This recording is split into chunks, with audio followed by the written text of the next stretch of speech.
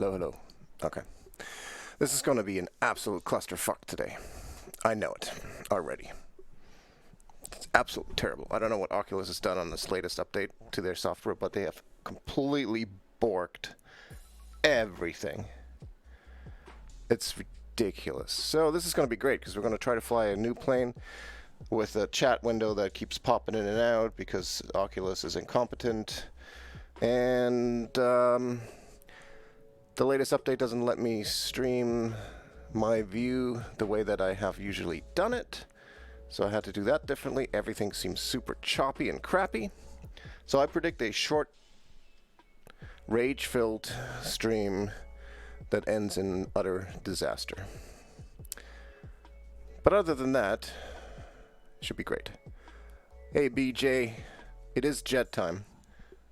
Fully prepared for this all to go to shit. So we'll see. Let's see if I can actually get this thing started. I know we can turn the battery on. And we're going to set the avionics to dispatch. Initialize position. So this one is incredibly complicated.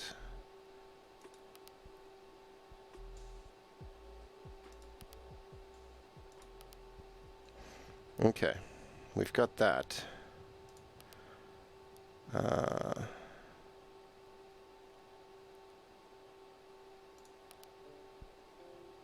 See if we can get the flight plan loaded in.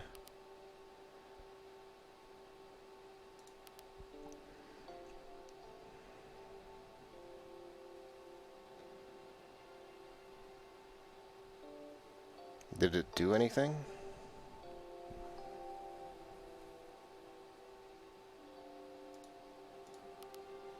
Okay, looks like it did. Okay, it finally did it now.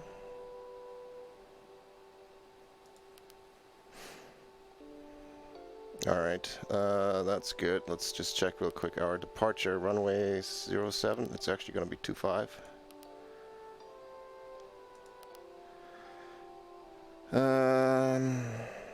Don't worry about our arrival when we get closer to the actual arrival, but we've got the right airport in anyway, so that's good.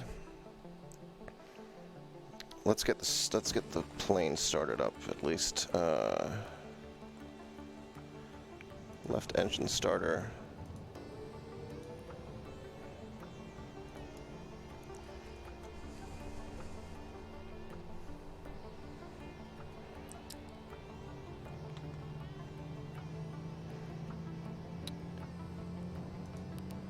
While that's happening, let's see if we can set our performance setup here. I had this all figured out, and then Oculus threw me an absolute curveball and completely screwed everything up. So, because there's always something. It's never just it never just works the way that it did last time. Got the left engine running, we're going to fire up the right engine. And that means we can turn the avionics to on. So we've got a proper display.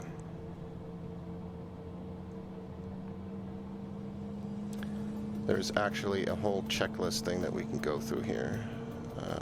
Checklists. Normal checklist menu. Before starting engines, well, we kind of just did that.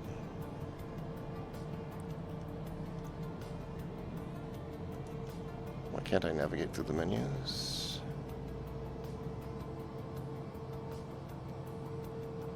Okay, I can. I just have to spin the wheel harder. Throttle's idle. We've got that. External power disconnected. All right.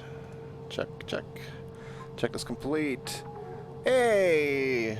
A tier 1 subscription from BJ. Thank you very much.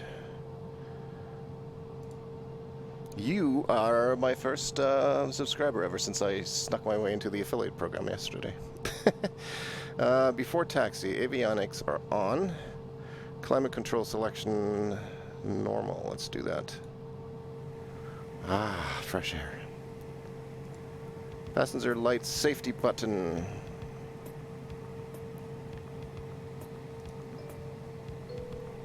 May I have your attention, please? At this time, please comply with the illuminated seatbelt and no smoking signs. Trims check. Flight controls.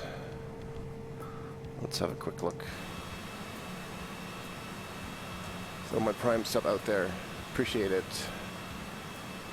My little app actually works. Now, this is the first time that it's worked for me properly, so I'm super excited. Flight controls look good. This is going to be, it's going to be a little while until we get into the air. I'll give you the heads up on that right now, because this is my first real time flying this plane properly, and definitely the first time in VR. Speed brake, spoilers, let's just check. That's all good. Super shaky too, but that's Oculus. I don't know what the fuck they did, man. Flaps. We'll leave them for now. Hydraulic pressure check. Engine anti-ice. I don't think we need any of that. Takeoff data. Confirm/set. Okay, so that's what we're working on right now. So I actually need to talk to Asus to get an idea of the wind and the outside temperature. Actually, I do have the outside temperature. 30 degrees. It's hot here in Belize. Holy cow. So we're going to put that into the FMC. Let's see if we can get... where is my radio thing? Where can I see my radio frequencies even? I might actually have to look down here. Which one's the COM button? Shoot. It's hard to see. Tune. I wrote this down beforehand. What was it? 13275. Let's see.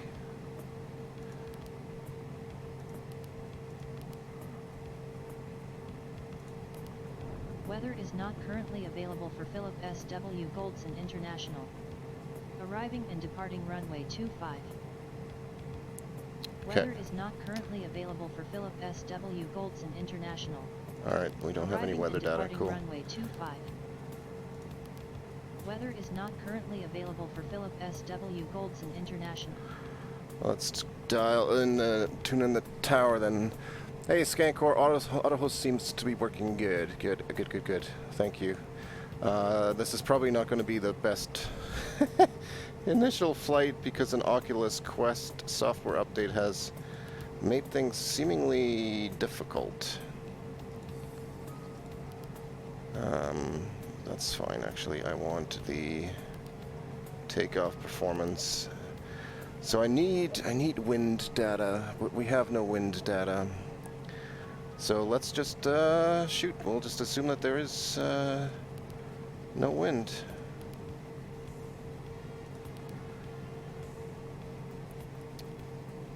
Runway 25, no wind. Next page. So there are our V speeds, the reference speeds, 96. So we're going to send those, which will send them into our PDF over PFD over here. Not PDF, PFD. You have a founder badge, yes.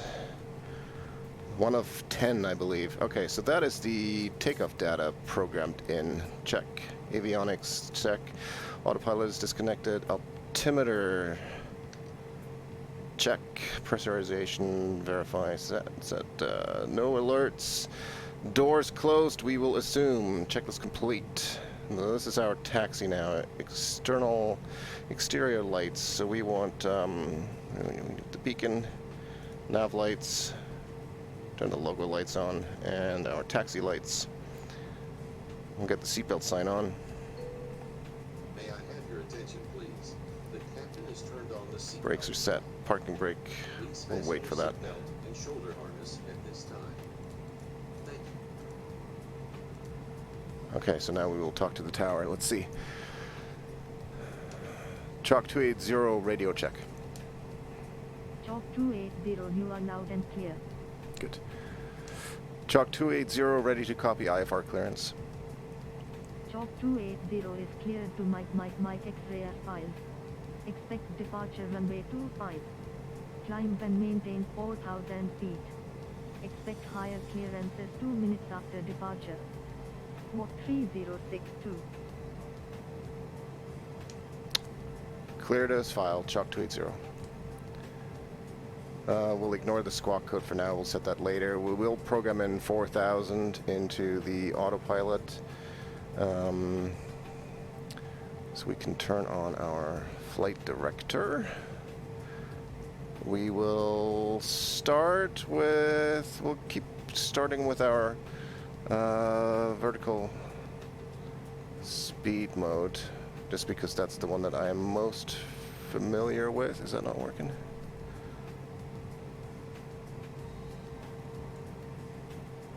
No? We have to use this.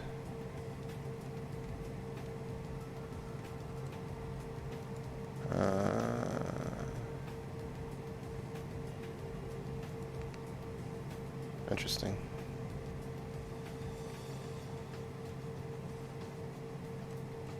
This mouse wheel seems terrible for some reason. I don't know why. Okay, so that works. For some reason the button to turn it on didn't work. Let's set the vertical speed to 2,000.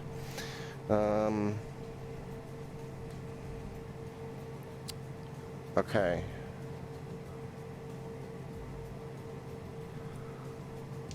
Chalk 280, ready to taxi.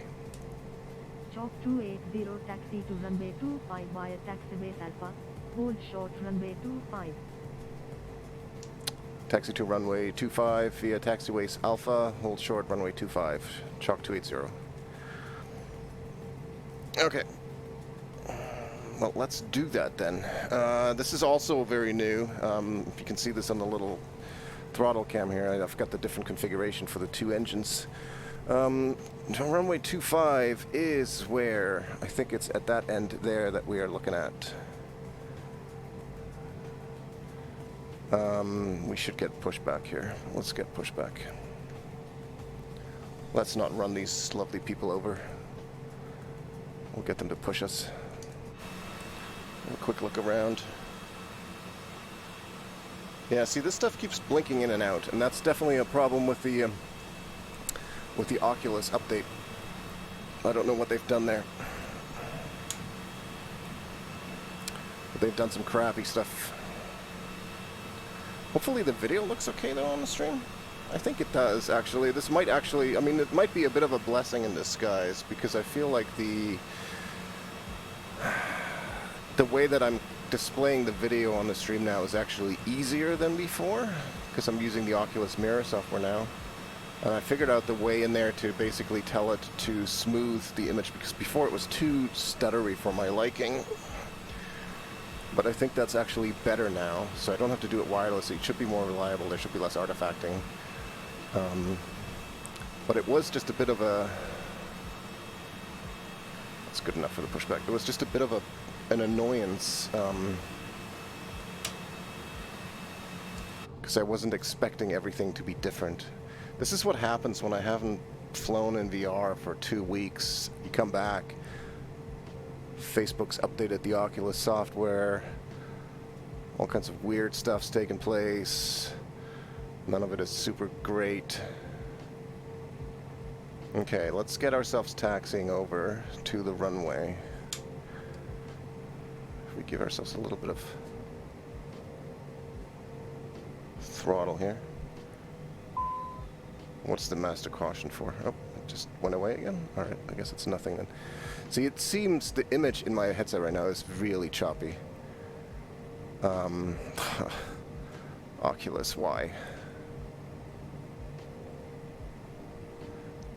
And like, not choppy as in it looks bad for you guys necessarily, but choppy for me as in like, this is gonna make me sick if it continues like this.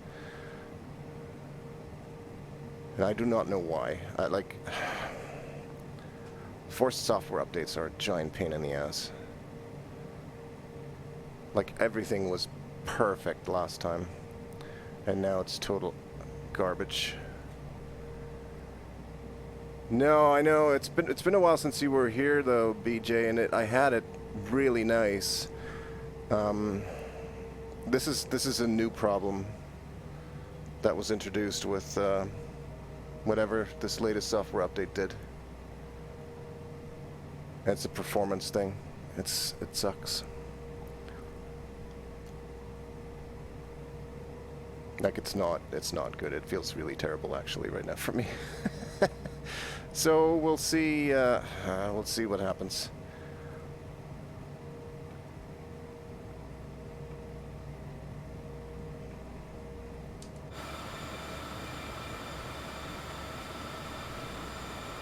It's ironically really only a problem when I'm inside the cockpit or when I'm looking around. So maybe it will get better in the sky. Yeah, maybe it will clear up in the air. We'll see. I did check my settings. I have some custom settings on the Oculus Link tool, but Scanner Barkley with the Tier 1 sub. You're the man, Scanner. Thank you. Get yourself one of those founder badges that mean absolutely nothing, but it's going to look cool.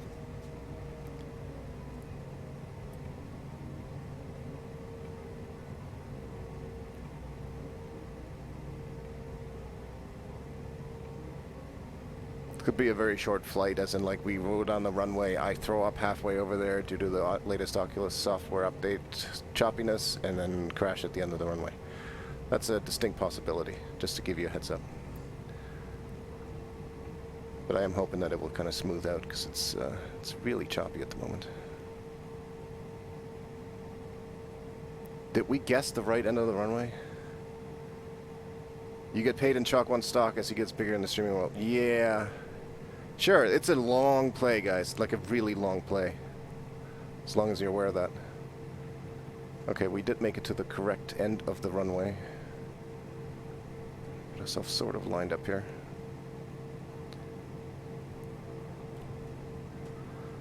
Okay. 280, contact tower on 118.0. Good day. 118.0, Chalk 280. Now, do I have to use my mouse keyboard, or can I actually, like, if I switch to the tune page, can I use this? Okay, I can. It's just not very fast. Like it lags behind.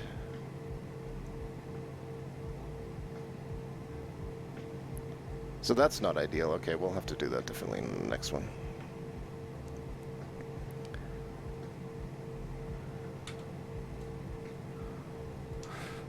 Chalk 280 ready for departure, runway 25. Chalk 280 winds are calm, altimeter 299 cleared for takeoff. Runway 25 squawk 3062, maintain runway heading until above 1000 feet, then turn right heading 308 to intercept course.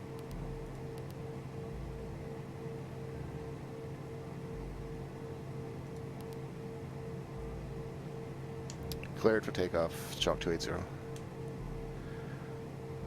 Okay, so we have that. Order systems, seats, upright position, flaps, check flaps. Let's set them for takeoff. There we go. Speed brakes are cleared. Trim set for takeoff. I don't actually know how to see the trims in here, so we'll just, oh, I do actually. That's not true. We're looking at that thing there. I'm gonna try to get it in the green.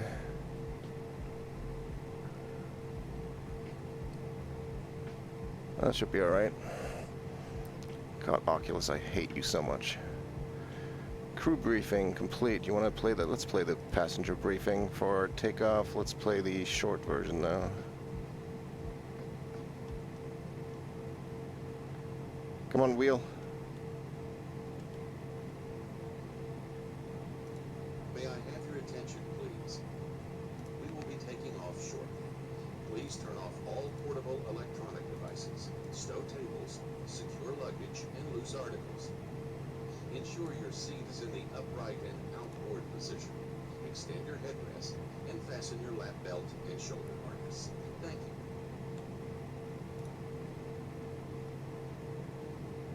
Toggled for takeoff. Battery amps looking good. We don't need to worry about ice right now.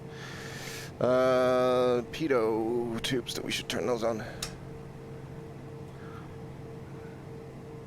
Exterior lights, we want taxi lights off, landing lights on, and the strobe needs to come on.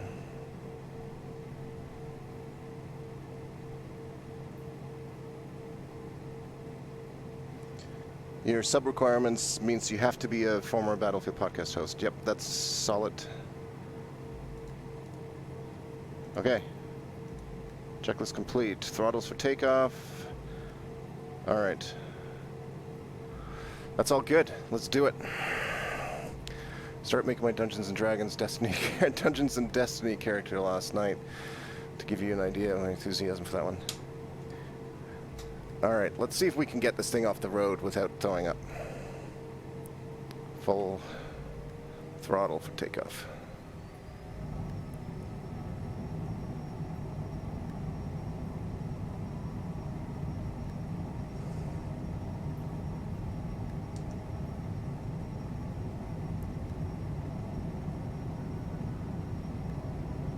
Alright, there's rotate speed.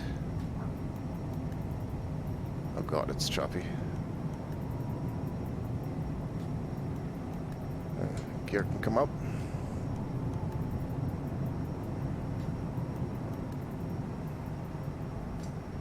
Flaps can come up.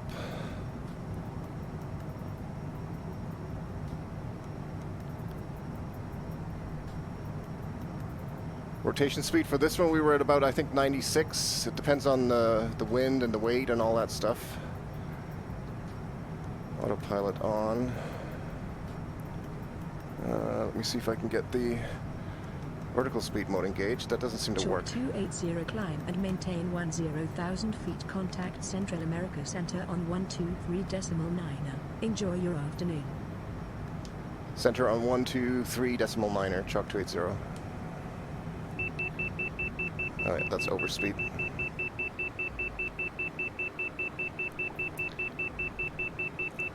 Too fast, too fast. This thing is a rocket, like literally a rocket. Alright, you know what? Let's, Altitude. I don't know what that's about.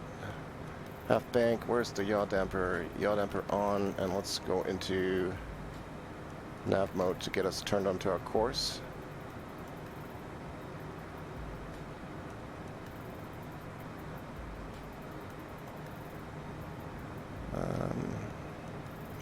I'm very unfamiliar with this still. Let's see if we can dial onto what we were supposed to be onto. 123.9.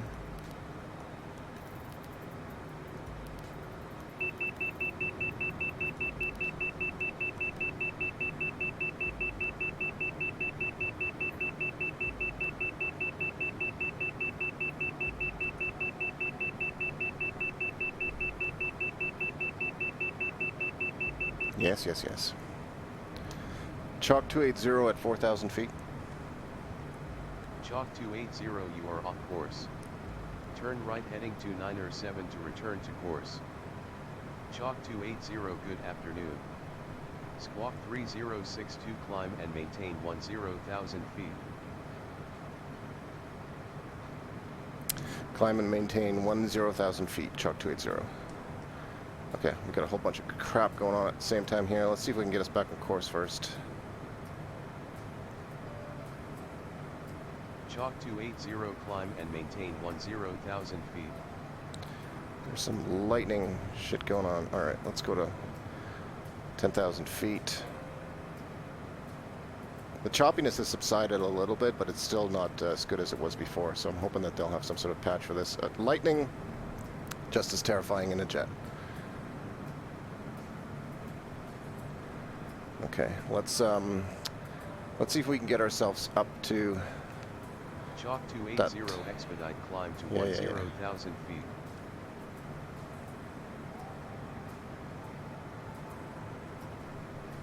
And we need to give them more throttle here to get us into the climb speed. We want to climb at about 240.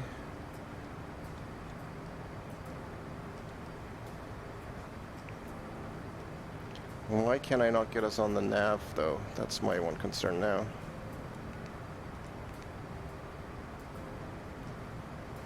LNV1. Why won't you do it though?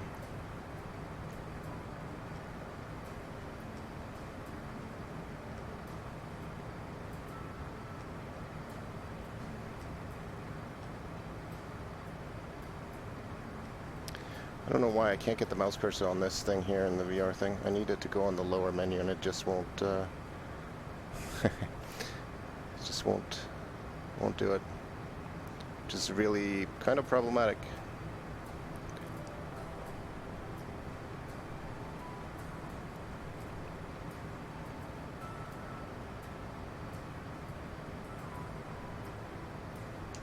Chalk 280 request vector to next waypoint. I guess that doesn't work. Chalk 280 negative. Your requested altitude is below the minimum for your route. Climb and maintain 13,100 feet.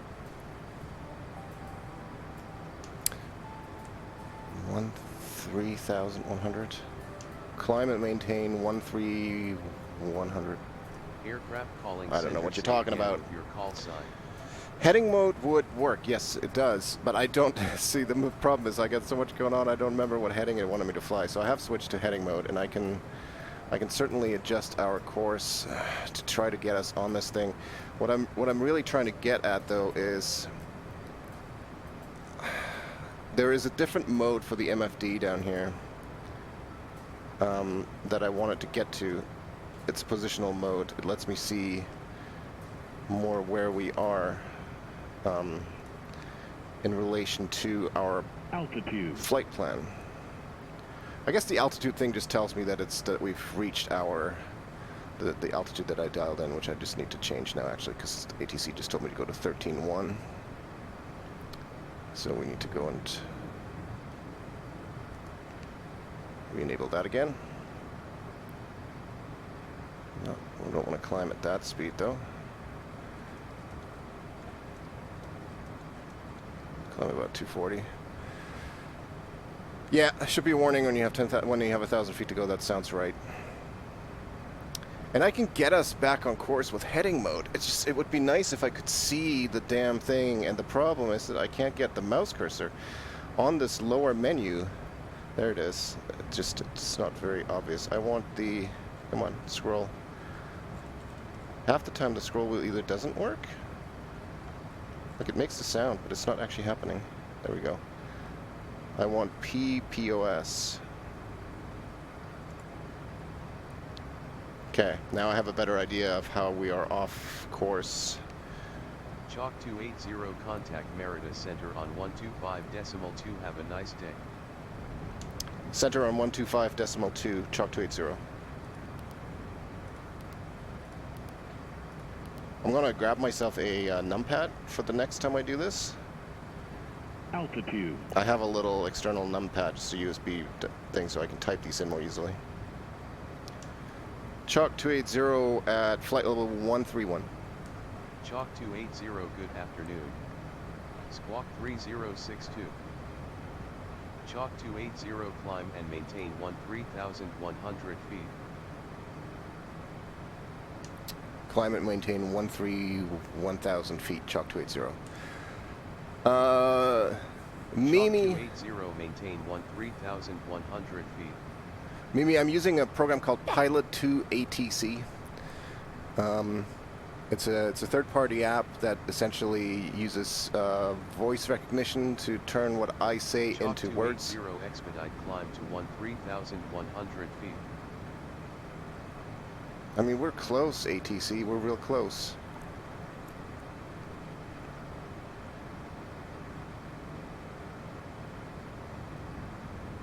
Yeah, it's cool. I like that ATC app. It makes it a little bit more realistic. I really like saying the things out loud. I wish that it's a little difficult in VR because I can't easily look at like the last frequency it assigned to me, so I actually have to remember it. Climb and maintain 13,100 feet. I mean, ATC, listen, I'm like 300 feet from your assigned altitude. Give me a break. Whoa, whoa. We just lose engine 2?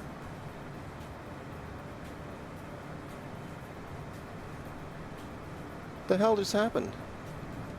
Okay, that's weird. We didn't actually lose the engine, but we lost my throttle. Expedite climb to 13,100. Sean, give me a few more minutes. I'm still in the freaking out phase of trying to get this on course.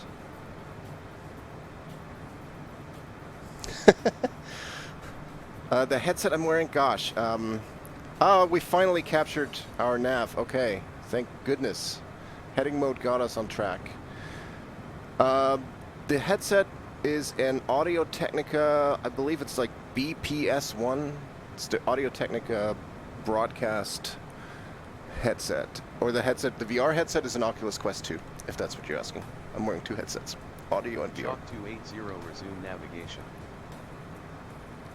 Yep. BJ, you sound like you've flown the CJ4 a bunch, eh? I've flown it many months ago, and then not again until just now. So I'm still kind of struggling with it. But I think we're through the worst of it. The choppiness is definitely still there. It's not as smooth as it was before the Oculus Quest software update, but it is less noticeable in the air than it was on the ground, which I'm grateful for. All right, we've got ourselves on our course, thankfully. Oh, you haven't tried them. Okay, where's my mouse? Lost my mouse cursor. That's always fun.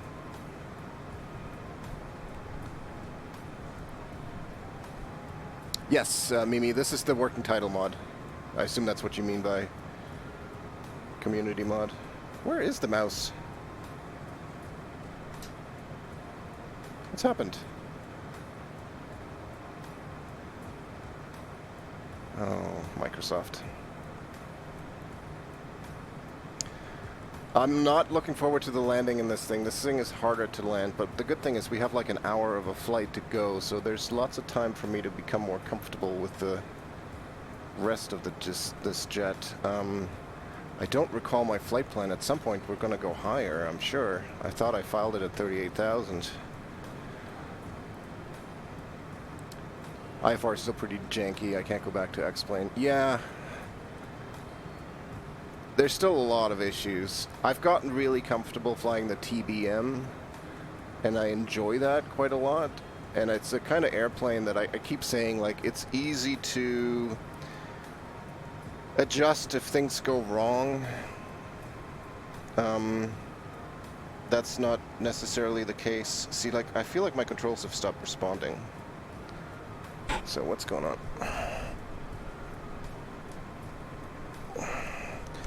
I've seen this happen before. Like, the mouse is actually there, I just can't see it. I feel like nothing's actually happening. Like I'm moving the throttle and nothing's like it happens. It's delayed. Okay, it's happening now. Okay, so now it's weird. Do I have the mouse back? Yeah. I don't know what was going on there for a moment, but clearly things were not. Yeah, just weird. I love flying in VR, but man, does it ever complicate everything.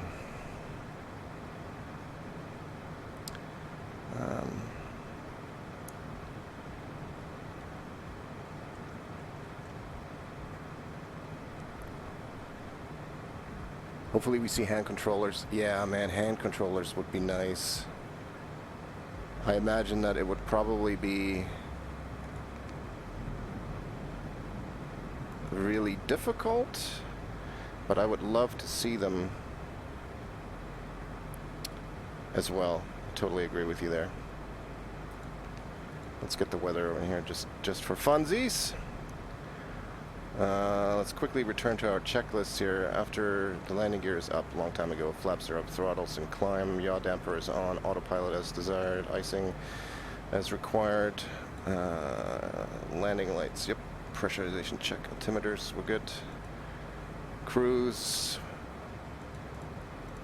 I think we're okay. Alright, that's for descent, so we're not there yet. So I think I think we're sitting pretty for now. Let me see if I can look inside of our flight plan if we have any altitudes assigned in this stuff here. It doesn't look like we do. What is our next waypoint? Nalda. Yeah, that's the leg we're on. We don't really get to... we'll get to figure out the descent stuff later. That's a little ways off. I thought we were going to be flying at a higher altitude. I know we're going to have to fly higher than 13,000 for sure, because we've got some tall mountains. We're on our way from Belize to Mexico City. And I'm going to really quickly check here. And pardon the sticking out of the... Oh, I can't actually do that. I have to do this thing.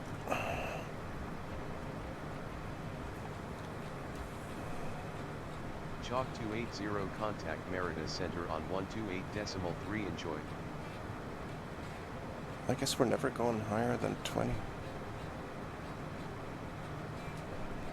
That's weird. 128.3, Chalk 280.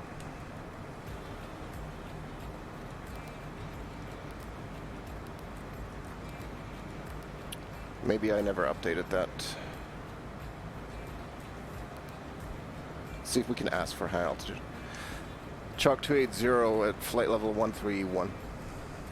Chalk That was incorrect. 280, good afternoon. Squawk 3062. Chalk 280, request flight level 24. Chalk 280 negative. Your requested altitude is below the minimum for your route. Descend and maintain 3,000 feet. Chalk 280, descend and maintain 3,000 feet. I do not know what's happened with ATC. We should be at 20,000 according to my flight plan in pilot to ATC. I'm really confused. Chalk 280 expedite descend to 3,000 feet. Like, Chalk 280 descend and maintain 3,000 feet. we're never going to go down to 3,000 feet here, guys. Like,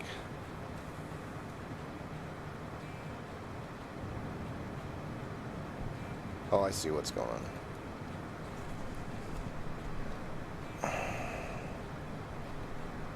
Yeah. Chalk 280 requesting 20,000 feet.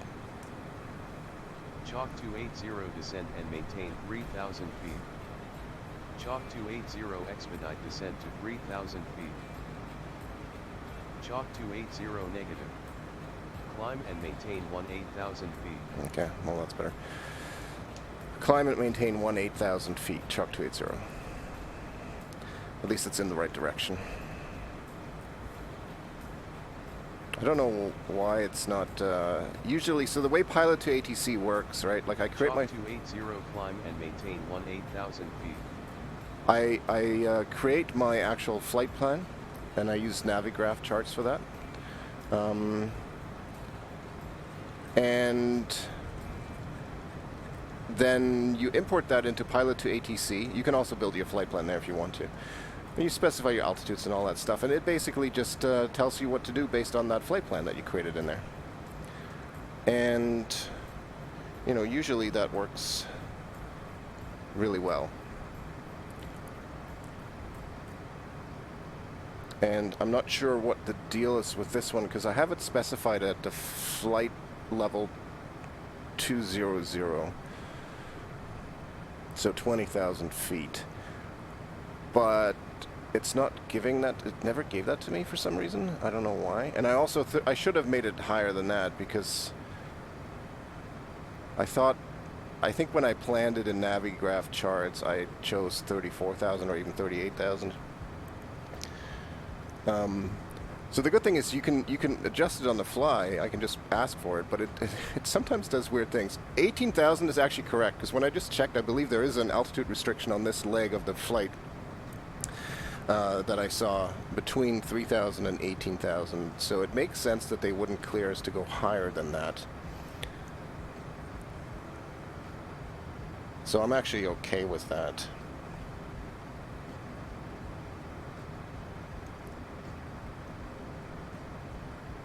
I'm still really like, the other thing that's new for me in this airplane is not just the fact that it's a jet and it goes faster and all that, all those complications, but also the flight instruments are different, right? Like, I'm so used to flying with the Garmin, either the G1000, 3000, or even the G5000. They're all pretty similar systems. And this one's just very different.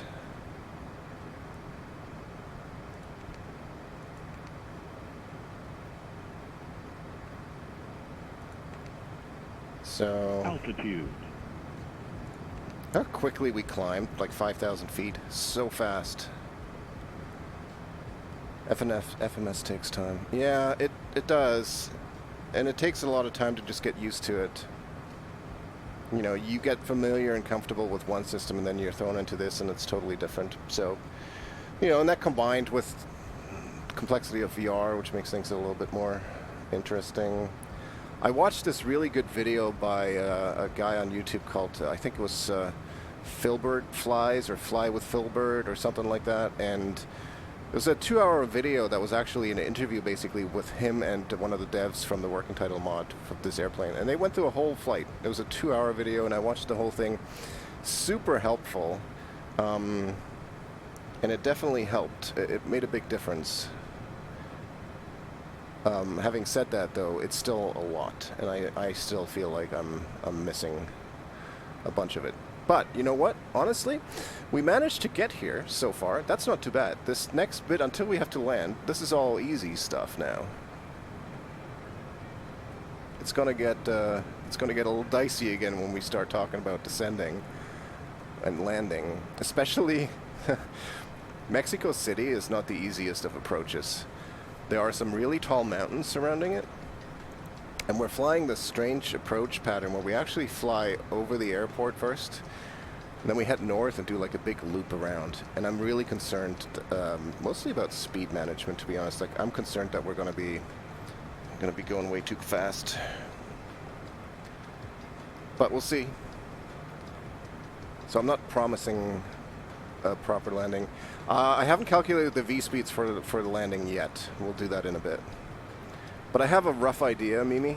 I have a rough idea. I feel reasonably confident that I can land this thing. We'll see. We'll get her done, one way or the other.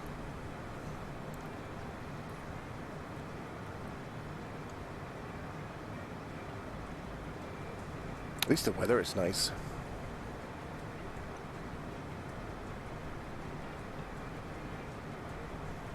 It's a beautiful airplane, from the outside too.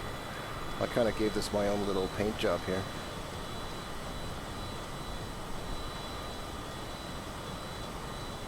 Thanks, Mimi. Yeah, I hope you come back. Thanks for stopping by.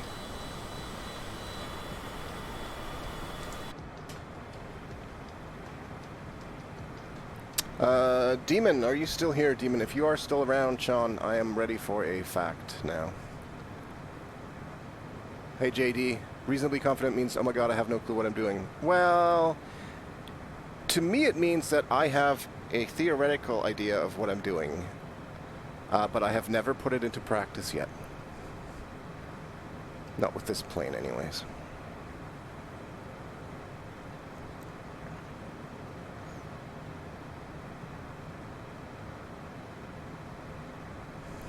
Can we look behind us? We don't have any... Oh, the cabin lights are on.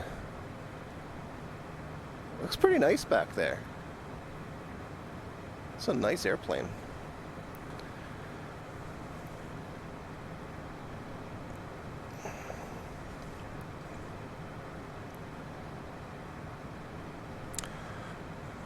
This is about Mexico City. The city is slowly sinking. I'm gonna have to look over here.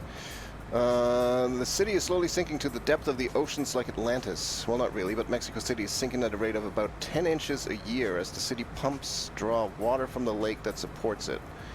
In fact, it has sunk so much that it lost its title as the 7th highest capital city in the world to Yemen, and now sits at number 8. That's interesting. So they're literally sucking so much water out from underneath the city that it slowly sinks. Huh. Well done. That is a very good, interesting fact.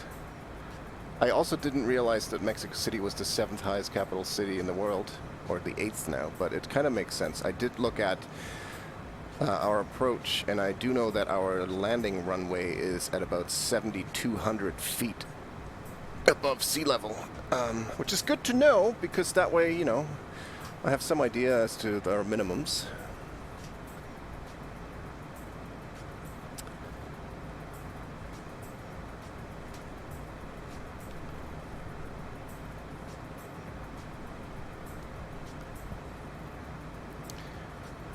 It'll make flying by the mountains easier since they're 10 inches shorter. Yeah, we've got an extra 10 inches to play with. That's good. A little bit more wiggle room. I have a feeling that if it comes down to 10 inches, we're in real deep trouble.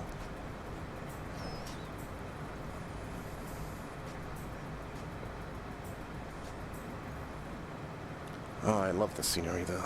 I've missed being up here in VR.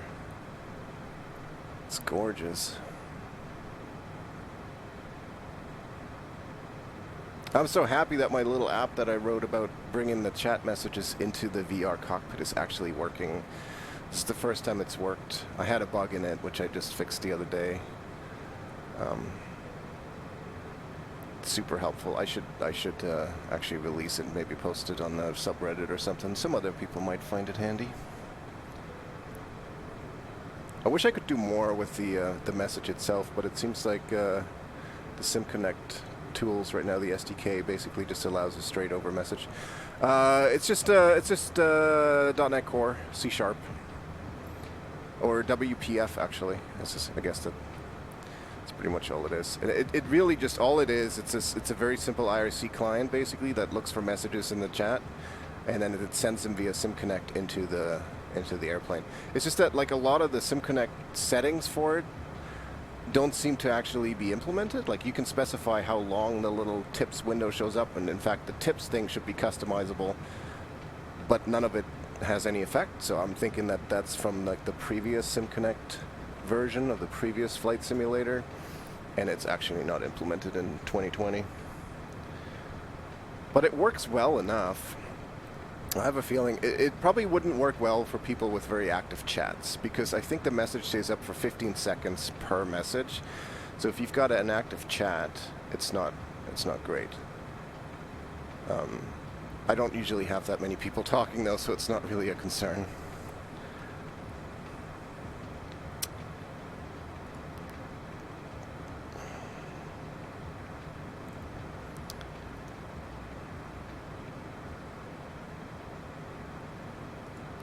So having a quick look through our legs here. Got quite a bit. We've got a long way to go.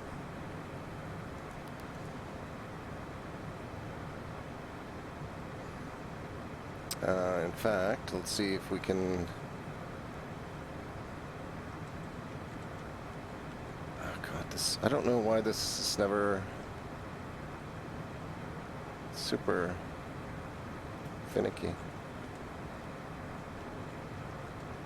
I don't know if the problem is my mouse wheel or this thing.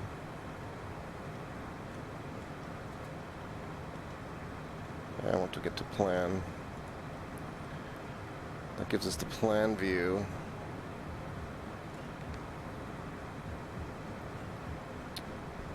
And I thought that there was a button here.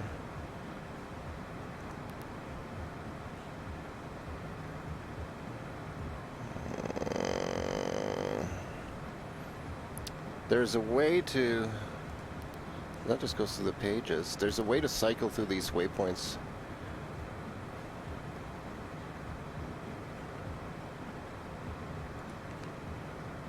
On the map.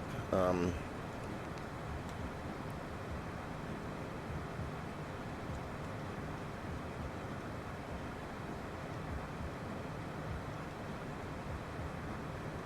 God.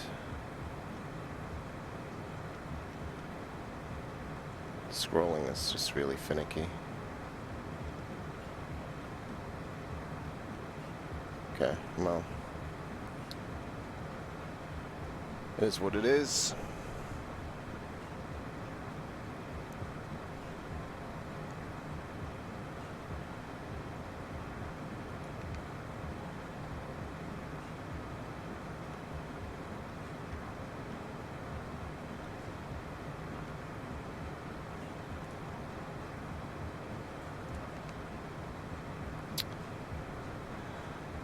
A stroll through any market in Mexico can bring you by spiders, grasshoppers, even scorpions, all up for sale to be put on your dinner table.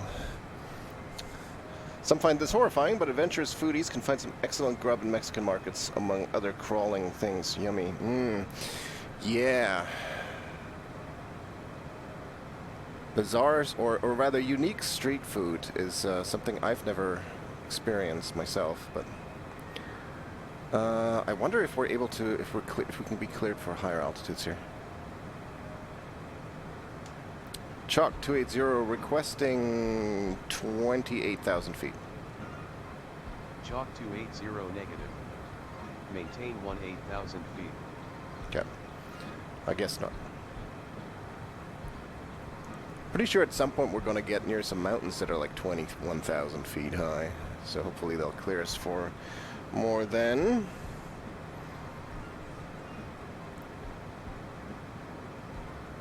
I think we're just gonna have to be patient on this one and fly it out.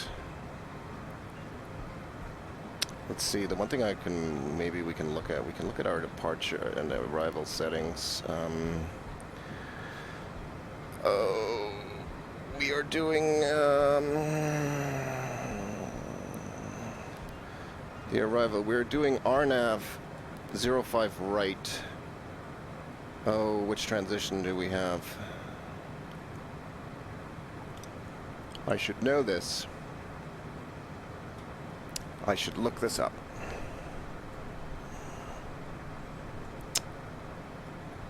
SUTAS and the MEX 5A arrival. Okay, so the SUTAS transition. Execute.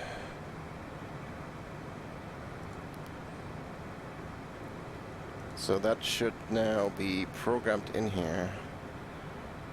Next, then this discontinuity thing here, I think we can just delete this entry. There we go. Okay, SUTAS is at 11,000. MX901 at 9,700. That is important, and that is correct. Okay, that all looks good. Let's execute that. So we have our approach programmed in to our autopilot. That's good.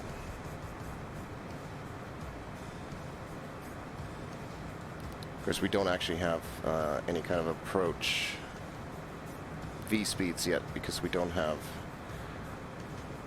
ATIS information yet. But we'll get to that at some point.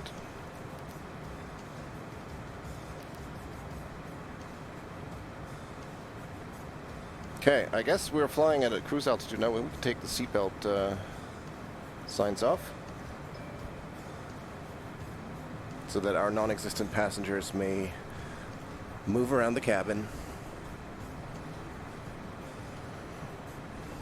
It's kind of peaceful up here at 18,000 feet. I gotta say that. I've been used to flying at lower altitudes with the TBM, and it's a different kind of experience being higher up. I really want it to be higher than this still, but ATC's not letting us right now, so hopefully they will at some point.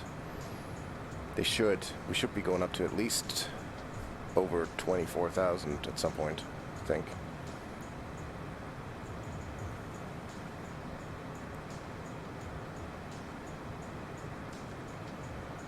Flying at a pretty good clip here. Flying pretty fast.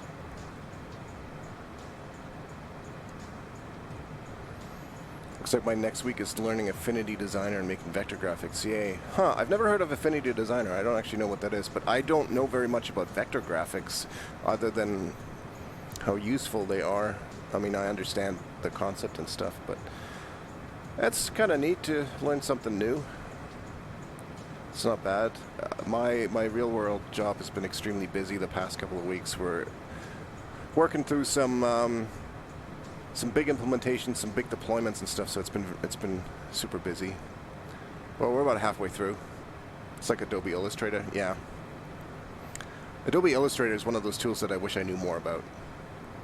I work closely with a few people who do a lot of graphic design, and so every once in a while, you know, I'll get an Adobe Illustrator file, and I'm like, how about, like, could I get a Photoshop file? Because I'm more familiar with Photoshop, you know.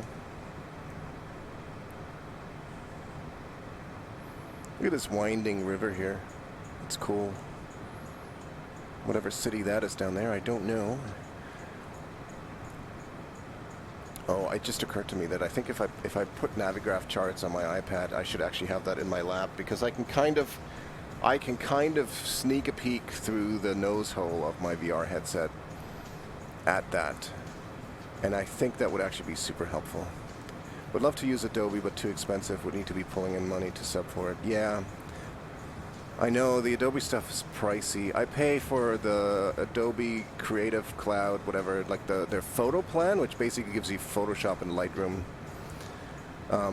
But even it's pretty difficult to justify the expense. But I don't know. Like, there's stuff that I don't need Photoshop for anything professional, but I like it. Like, even just for you know, I made this livery for the airplane. Like, I used Photoshop for that because it has the proper export plugin to get it into the texture files that the flight simulator needs and all that stuff. So I do wish that, I feel like Adobe's really now gone to the subscription model, which is not, you know, in the long run. First of all, the original prices were kind of insane, to pay like hundreds of dollars for something like that and then have to update it every year. So I guess the subscription model is better than that, but still, it'd be nice to just be able to buy something. Thank you, JD. It's a really pretty airplane.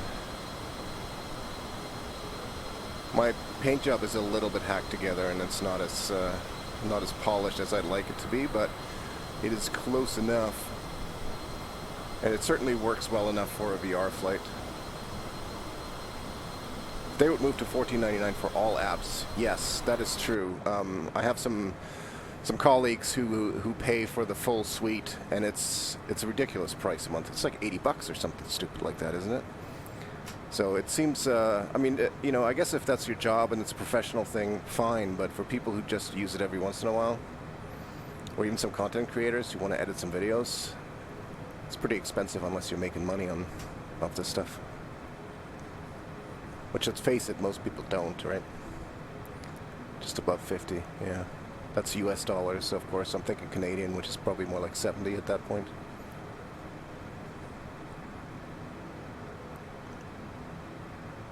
It's too pricey. Unfortunately, I don't know, I'm not too familiar with enough good alternatives. I mean, there's some free alternatives to Photoshop, but I don't know. They're not quite as polished or up to snuff. I'm going to try to grab my iPad here by briefly lifting up my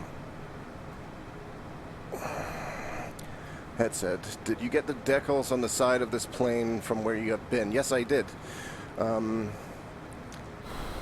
It's probably hard to see. They're on the door. I don't think, can I? No, I can't really zoom in while I'm in VR, but they are on the door panel there. It's hard to make out the details, but I have updated them all the way to the last sticker I put on is a travel sticker for Belize, so, which is obviously the last time that we stopped somewhere. Affinity is one of the top alternatives. They have designer and photo, $24 each. Huh. Interesting. Are they compatible with Adobe files? That would be interesting.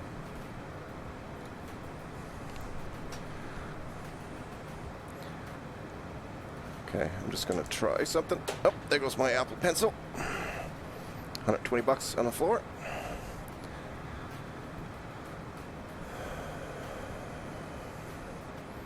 Yeah, Apple, you're not going to Face ID me with a VR headset on. I can tell you that much. Let's see, though, if I can get charts running.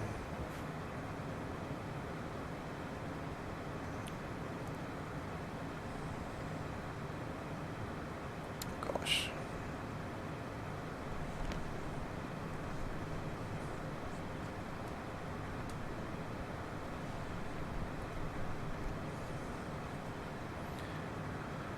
Just trying to get the chart app working on my iPad here so that I could actually look at those every once in a while. Designer imports PDF and Photoshop files, exports. Okay, okay. That's interesting. I might have to look at that sometime. Affinity. Alright, let's see if I can bring up our flight. Love Navigraph charts. I really do. Do we have moving maps working? Yeah, we do. Okay, okay, good. Good. Excellent. Alright, so there is a segment just before we get to Mexico City where the minimum safe altitude is 20,000. So at that point, I'm sure ATC will vector us higher. At this point, the minimum safe altitude is only 10,000, so we're at 18. We're totally safe here. Alright, but this is great. I have this now available on my iPad, and I can kind of peek through my nose hole on the VR headset. If the Oculus software was more reliable, I didn't want even to risk bringing Navigraph charts into the cockpit like I did with the Chatterino chat app here before, and now that it's gotten so choppy and the performance has kind of gone to crap, I'm definitely not going to risk it. But this way, I can sneak a peek at it on my iPad, which I'm now placing next to me in the garbage can because that's the only thing that's really here. We still have we still have a long way to go to Mexico City. I don't know how long, actually. It feels like we're not making as much progress as I had initially anticipated. But that's because we've been live for an hour and 10 minutes now. But we spent a lot of that on the ground, just getting this this jet up and running. It's actually easy to start, but there's a lot of things that I had to figure out. There still is a bunch of stuff. I know there's a whole bunch of different settings here that I could play with, but I'm of the mind right now where if it ain't broke, don't fix it. So I'm going to try not to touch anything.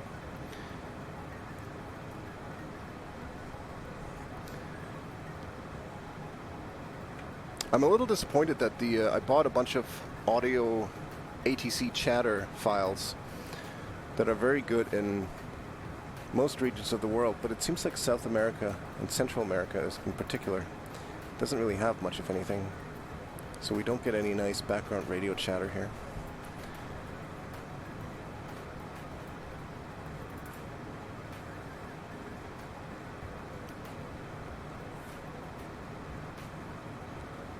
JD, it's not hard to fly. It's not hard not to crash.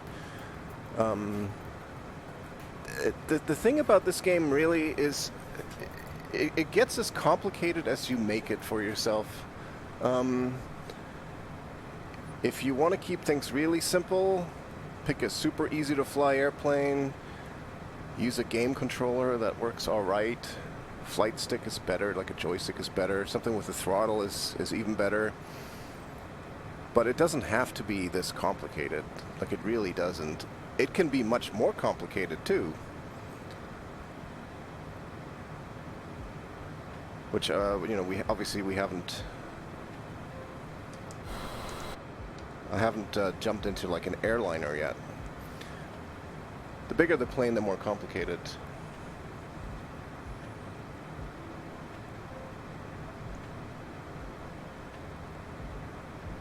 See, I don't know why that message doesn't come. Chuck, I believe it doesn't have malfunctions on, which that's correct. Now, well, it's almost correct, Demon. I have all the realistic settings enabled. So what that means is that if I overstress the aircraft, so if I fly at a ridiculous angle or I put it into a really weird spin, it is going to behave realistically and I can break the aircraft that way. But I believe it is not going to have mechanical issues or anything like that unless you specifically turn those on. But if I fly like an idiot, the plane will break. So it's realistic in that sense, but it doesn't have random malfunctions unless you enable those. And I mean, you kind of would have to do that intentionally if you want to like deal with a malfunction or something. Which, you know, I mean, I don't. I want to fly and land. I want to get to my destination. I guess the only time you would do that is if you want to try practicing dealing with emergencies. Yeah, BJ, it's fun to play. Starting small is good. Tons of videos to watch. Learning autopilot is a must. Absolutely.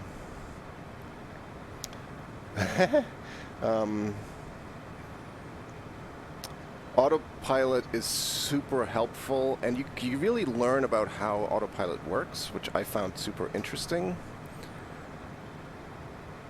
And yeah, I don't know, it's fun. I enjoyed it a lot. And no, we cannot turn off. You're referring to our D&D stream on Saturdays. I actually think that we definitely have to keep the malfunctions on there. Probably need more malfunctions, actually. I'm looking forward to. We've got a big fight in our D&D game coming up in 2 weeks' time. I'm looking forward to that. It's going to be fun. I feel like I'm too tall for this aircraft. But I actually like the cockpit. There's a lot of space, a lot of room. Obviously the yoke is hidden. It is really interesting to learn. I feel like, you know, I didn't anticipate that I would be interested in learning this much about it. But you kind of, you know, if you're gonna fly a basic airplane, you don't have to learn too much. There's like a couple of basic functions that you have to learn when it comes to autopilot, and that's basically like, how do you program in an altitude, and then how do you tell the plane how to get there? Because that's the two things you have to do. How high do you want to fly, and how do you want to get there? And that's all you really need to know. Heading mode is like, I mean, that's super easy. You just turn the dial and the plane will fly the direction you're pointing it to. If you have a flight plan programmed in, you just hit the nav button and it just follows the line. But there's more to it if you can learn more. I don't know if we're going to try VNAV today. I think we might try it. I've never used it in practice. But we'll see how it goes. Yeah, the last, I mean, you know, when your D&D campaign gets to, not the end of the campaign, but gets to the sort of first big fight with the big bad evil guy, then it should be interesting.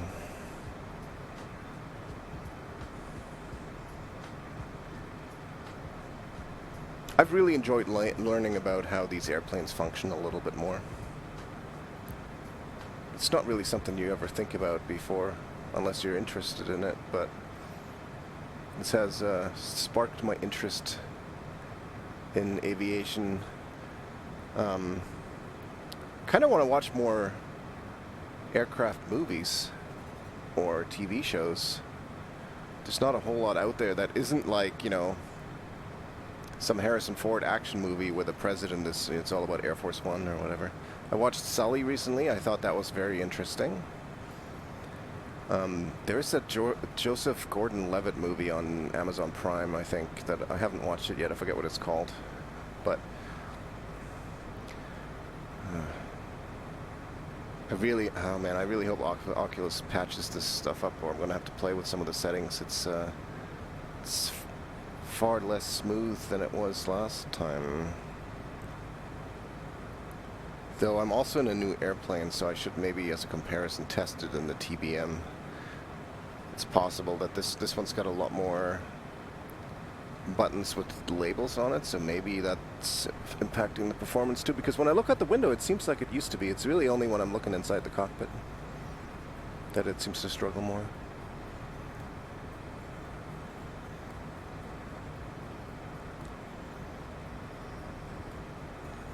Microsoft needs a general VR performance patch for this game.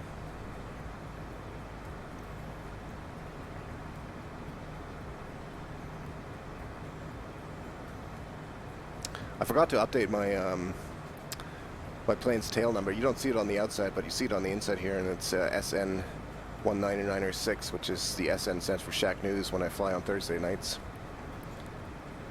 JD, my grandfather was a high school dropout at the start of World War II working in a steel mill. When the Army drafted him, he wanted to be a pilot. They told him he was too stupid to learn how to fly, and then once the war was over, he came home, took flying lessons, ended up getting his pilot's license, never flew a plane again. Just wanted to prove the Army that they were wrong. I know a lot of people start off with a flight sim and then try to get their real world's pilot's license, but I also know that is a very expensive endeavor, and I'm not... The last time I would call myself a nervous flyer. I do not enjoy flying, but it has also been quite a while since I have flown, and I haven't obviously flown since Flight Simulator has come out, so as a passenger. So we'll see next time I'm a passenger in an airplane to see if I like it anymore. I don't know why it's not displaying your messages, Sean, in the game. That's weird. It does sometimes, and then it sometimes doesn't.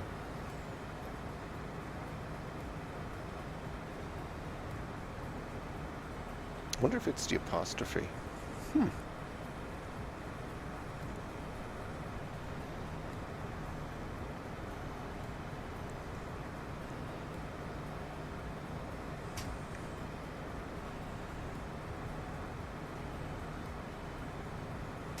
Flying over another city. Small one though. I'm pretty sure I've seen apostrophes in here before, but try one with one, BJ. Nah, see, it works. Yeah, I don't know why it doesn't like Sean's message sometimes.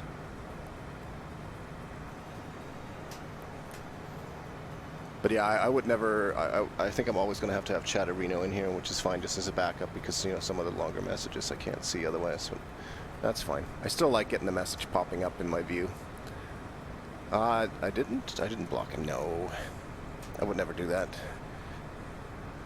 Is that the coastline over there?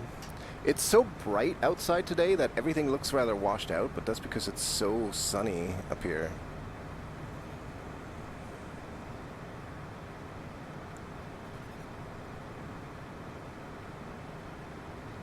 Mexico produced close to 352 million liters of tequila. Wow. Would you believe that I have never tried tequila? I'm not a big drinker as it is, but I do like myself some wine and some beer and some scotch. I've had a lot of experience with vodka in my youth, but I have never tried tequila. It's just never come up. And I've never been like, oh, I should buy a bottle of tequila. It's just never been a thing. Hello, Henna37. Things are good.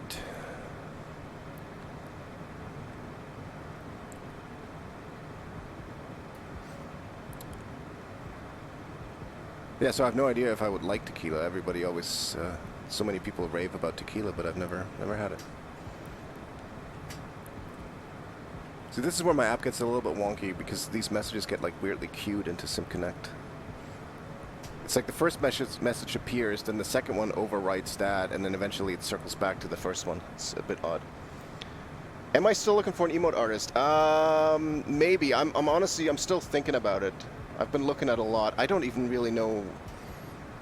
I sort of know what I want. I sort of felt like I want an image of me with a pilot hat as my emote. Just because most of what I stream now is flight sim. I haven't decided on anybody yet. And I just need one emote, I guess. Yeah, captain's hat. You know, like the typical captain's hat. And then like me with the beard and the headset maybe or something. I don't know. That's kind of what I first thought when I was like, I can have one emote, basically. I think that would be the one.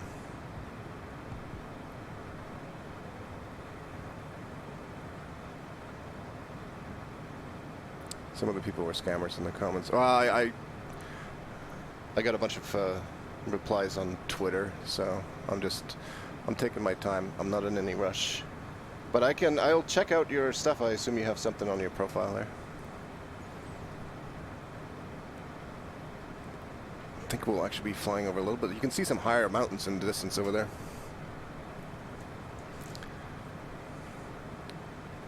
I really want somebody to mod in an iPad into the flight simulator that will display Navigraph. Well, that would be pretty awesome. Okay, yeah, we are going to be cutting across the Gulf of Mexico here just a tiny bit. Just for a short flight.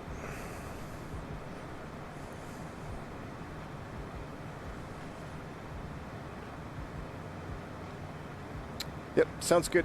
I will check for your tweet. Thank you, Hannah.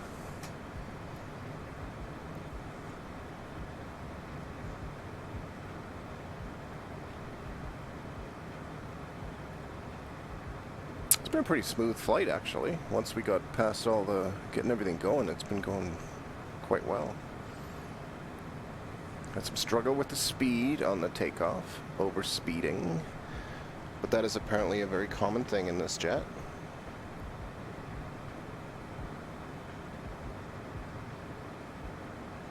Not flying as high as I wanted to, but that has nothing to do with this airplane or VR. That's just me and my somehow ineptitude of programming pilot to ATC for what I wanted or thought I had done.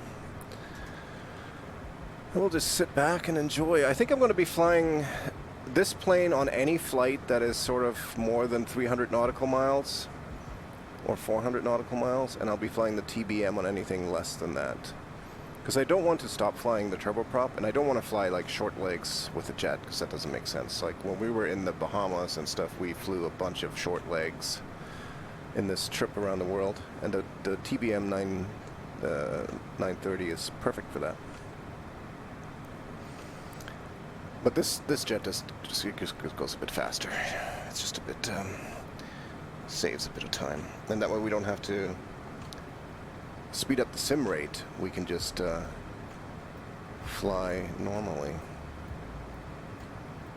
Just gonna moving up the throttle just a wee bit to get it up to what should be our cruise speed. Should be about there.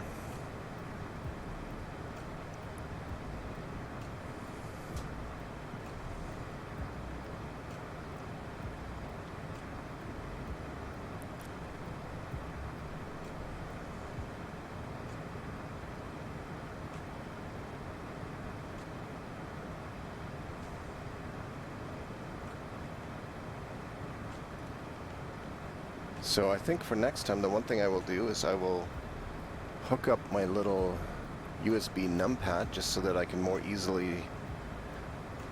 Ooh, actually that's... Can I even do that? I don't think I can.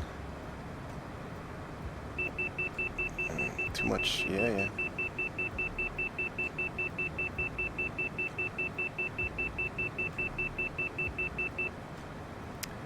I guess I don't actually think that I can. I'll have to look that up or ask in the Working Title Discord if I can. Oh, this engine's being weird. Okay. For some reason, the right control here is sometimes a little bit like it doesn't want to recognize this in between spot.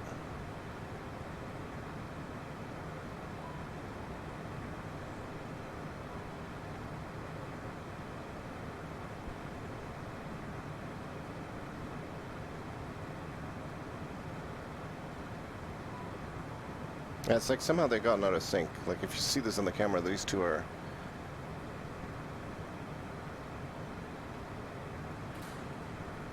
not even close to together. A little weird. It's not a fuel issue, is it? No.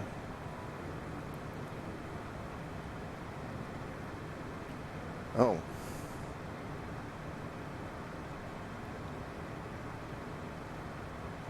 No.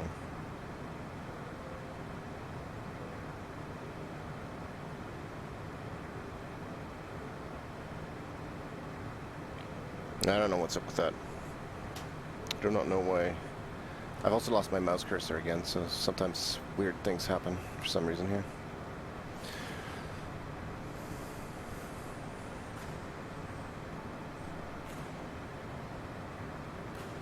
I have to keep an eye on it for some reason. The right throttle there's... Mouse is back. Is the throttle back now? Kinda. Seems to be like a weird dead spot in the center there, and I just see how it's freaking out.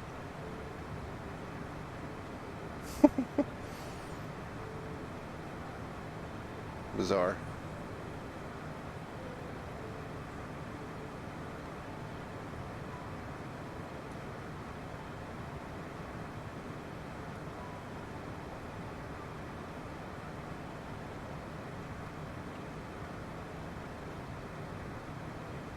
It just seems to be that one.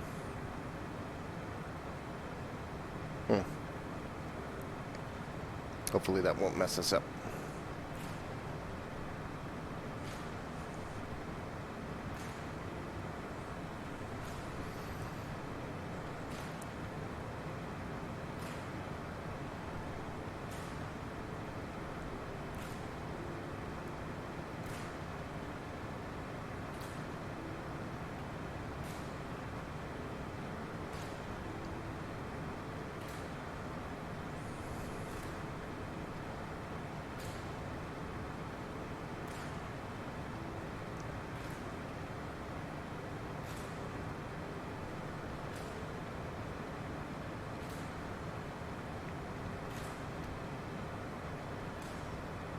So we are just about passing Alwyn on our legs.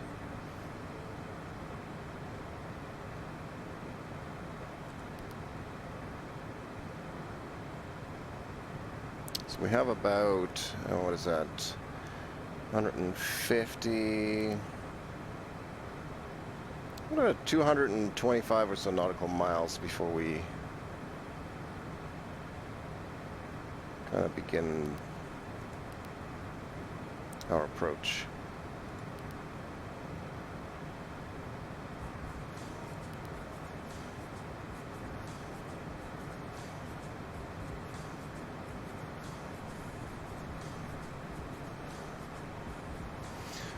All Mexican airports are privately owned with the exception of Mexico City's International Airport, which is the one we're flying to. Mexico has about 1,834 airports. Wow, that's quite a few. That is quite a few. Well, you know, I've mentioned it many times before. I'm always amazed by how many airports are out there.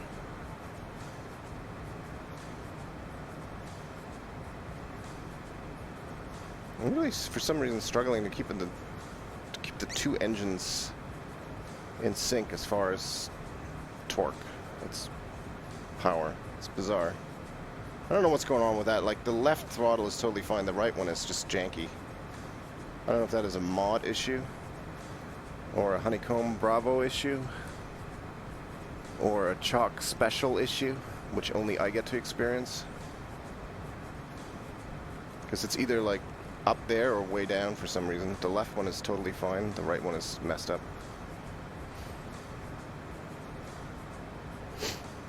Like the left one, it just never varies. It's right where I leave it. The right one's dancing up and down like an idiot. You can see it there, like slowly climbing. Now it's jumped up. It's got to be a mod issue. It's got to be a bug in the mod or something. The N2 is bouncing up and down too on the right engine. Oil and PSI are steady. The fuel is pretty even, so that's not an issue. Clearly the fact that the throttle is just bouncing back and forth is what the actual problem is there. We'll just ignore it. Let's turn a blind eye to the throttle that's jumping up and down. What could possibly go wrong with an engine that just keeps going up and down in power?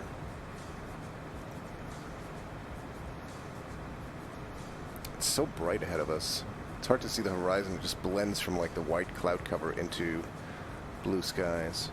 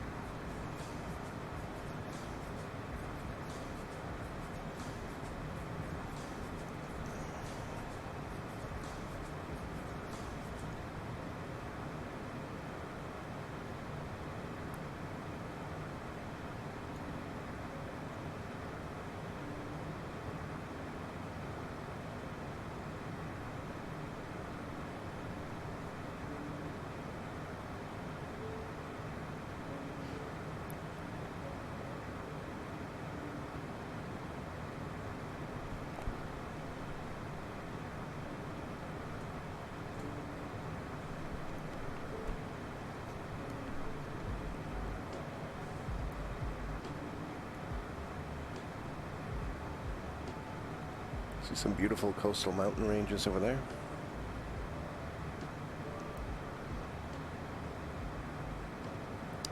And by the looks of it, we're not going to see a whole lot over there. It's just all covered in clouds.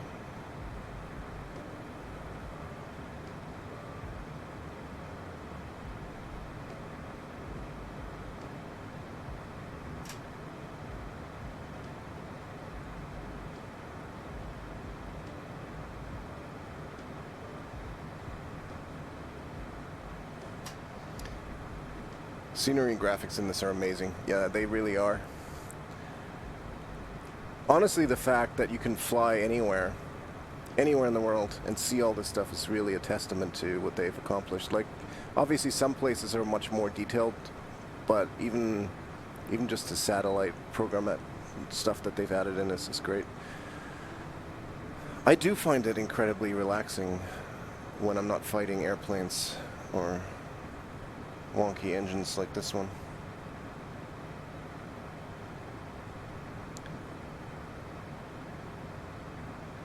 If I took ATC's previous advice for 3,000 feet, you would be able to see more. That is true, but that's like saying if we just drove a car, we would see more, because at 3,000 feet we'd be about at that level in some of these areas.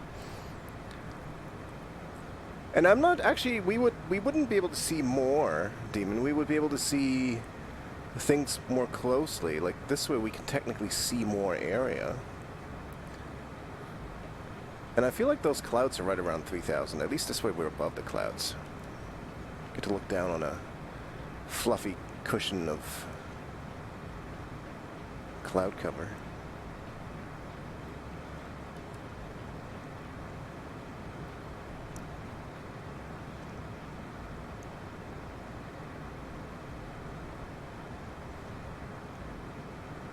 I don't know why ATC was telling... I think I do know why ATC was telling me to go to 3,000, and it is my fault, because I misspoke. When I was requesting flight level 2.4, I think it understood that to be 2,400, and it basically said, no, you can't go to 2,400. The lowest I can let you go is 3,000, so go ahead and go to 3,000. But of course, I didn't want that. And the one thing that none of these ATC programs, unless you actually had like a real human being on the other end, you can't really go like, sorry, I messed up, just disregard all of that, never mind. So you kind of just have to convince them to give you new instructions that you do want, and then you can follow those.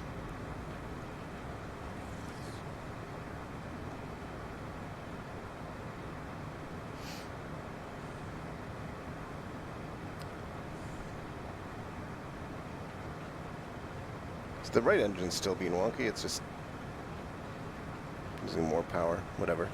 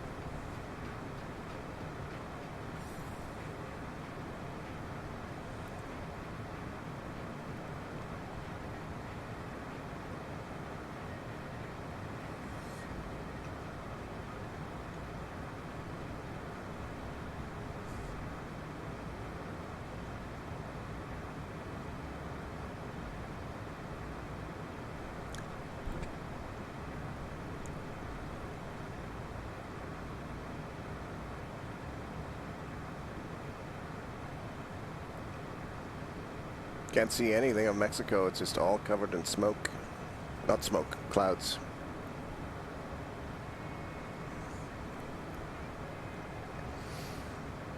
Nothing but white, fluffy. This is real live weather, so I guess they do have this kind of cloud cover there at the moment.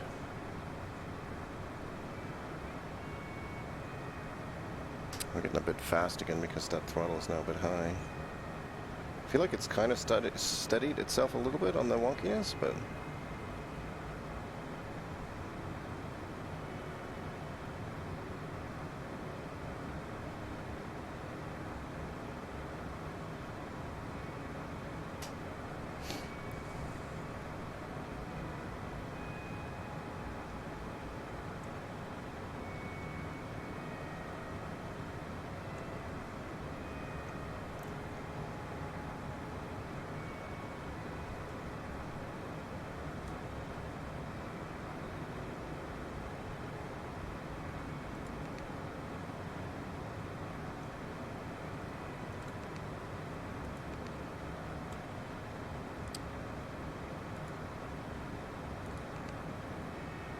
there we go. Let's get the terrain overlay on the left on the PFD and the weather on the MFD.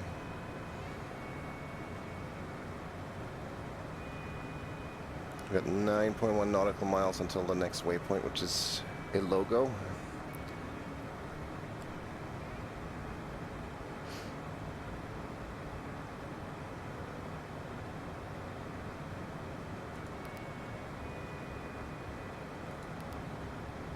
And FS2020 was definitely way off on the prediction that this flight was going to be an hour and a half. It seems like it's going to be quite a bit longer of a flight.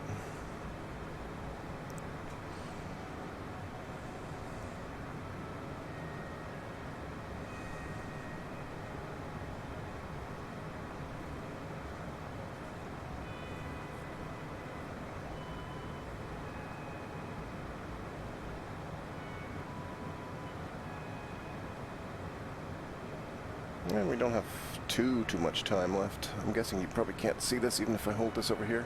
Actually, you kind of can.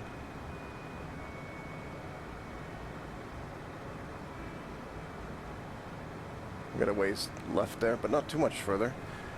And we're getting fairly close to the minimum safe altitude of 20,000 sector here.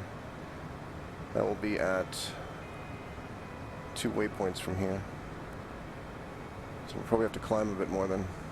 Not like we can see anything. If I flew higher, would that cut down on flight time? Maybe a little. Probably not noticeably, but maybe, yeah.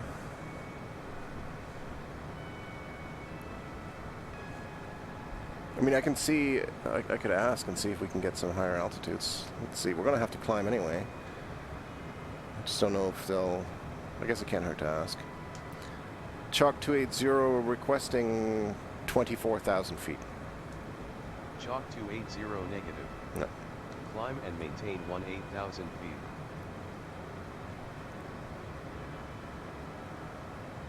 I don't know what's going on, but when I hold down push to talk, it tends to do something weird.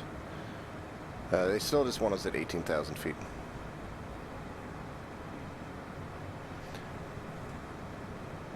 And I mean, looking out ahead, that's not a problem. And even the sector where the minimum safe is 20,000, we might actually be away from all that stuff. As you can see, we can sort of see it. Excuse me, looking out the window, but we are above water, which we can see in our PFD. I wish this was more nicely colored, like the Garmin stuff.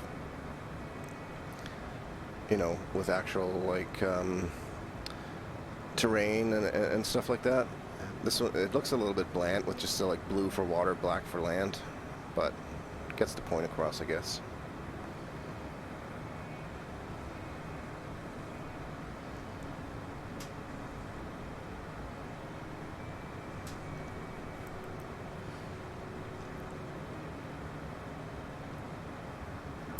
The only thing we're not seeing by flying at this altitude is we're not seeing the airplane switch its speed over to Mach speeds instead of knots.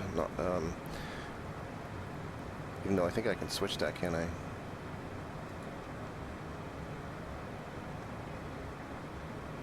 Yeah, it doesn't change it there, but now we're currently flying at Mach 0.64.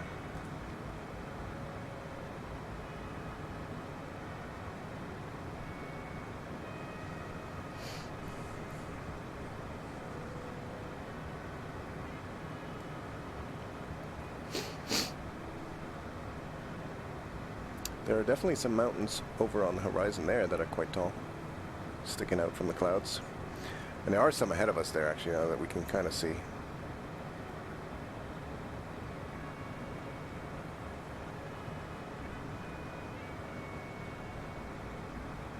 Right throttle's still going wonky. Good to know. Nothing's changed there.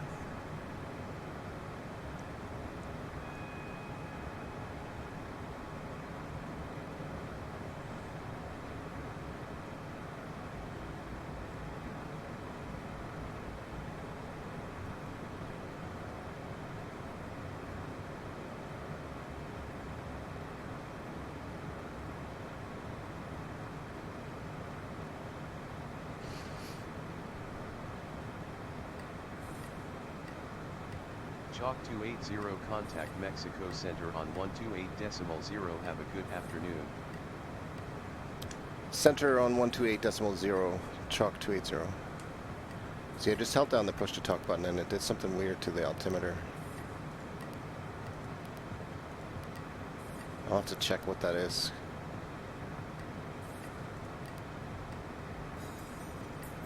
Chalk 280 at 18,000 feet. Chalk 280 good afternoon. Squawk 3062. I had to change the, I had my push-to-talk button bound to, like, Control P. But for some reason, in a recent Windows update, that is now, like, it started bringing up the projection menu in Windows all the time, the one that lets you choose external monitors and stuff like that. I was like, you've got to be kidding me. Like, why is it doing that? So I rebounded to Control R, which didn't think was used by anything, and I don't think it is, but every time I hold it down, it does something weird to the altimeter. I'll have to keep a closer eye on that. It's not doing it now, but it's definitely done it before. I don't think it's a big deal. Maybe it's just adjusting it, which would be fine, actually, but it freaks me out every time because usually when I hold down the push-to-talk button, I don't want anything else to change in the aircraft. Alright, so those mountains ahead of us are definitely quite tall.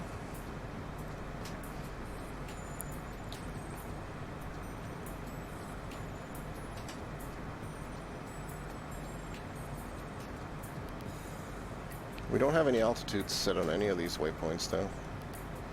Not really until we get to our transition. Excuse the sniffles.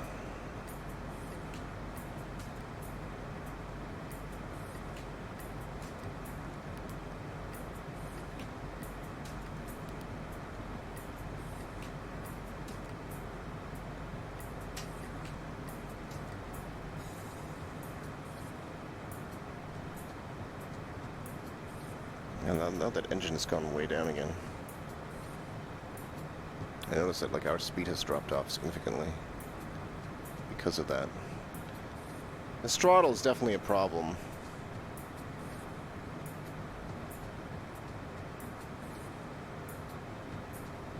But what's weird is it didn't start doing that until about halfway through the flight, so I don't know if that is, like, some weird issue with the plane or if it's an issue with the mod. It's got to be an issue with the mod. It could be the controls, I guess. It's having a hard time staying where I want it to stay. So the left one moves like nice and smooth.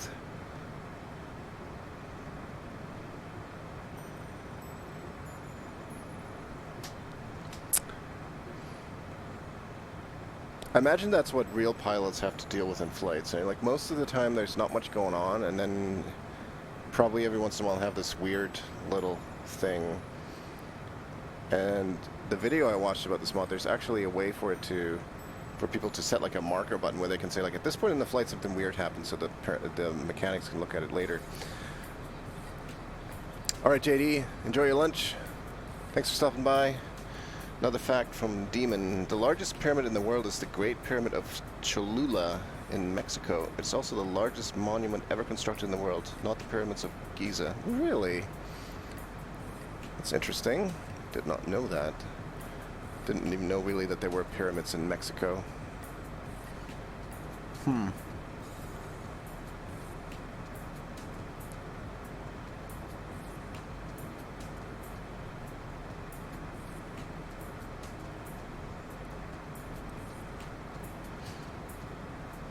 Well, we can see through the clouds a little bit. We're getting now back over the mainland of Mexico.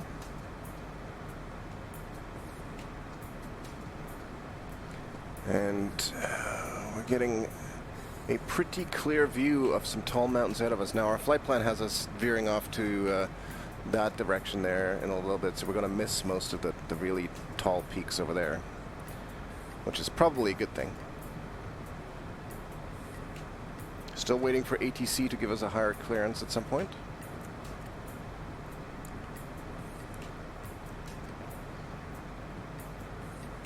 So I feel like at some point they need to take us to at least 20,000. You know, if they don't, I'm going to do it anyway.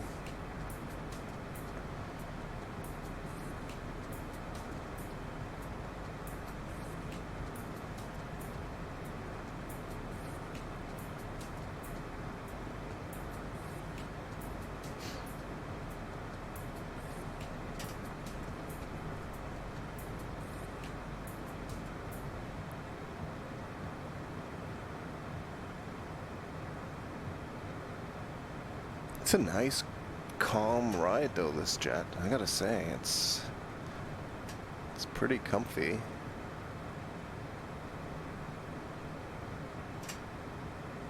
Fairly smooth. You don't get a lot of wind at higher altitudes, which is why these jets tend to fly. I mean, they tend to fly over 40,000 feet most of the time, apparently. Which is why I feel a little bit like we should be flying higher. But that's my bad. Didn't file the flight plan right.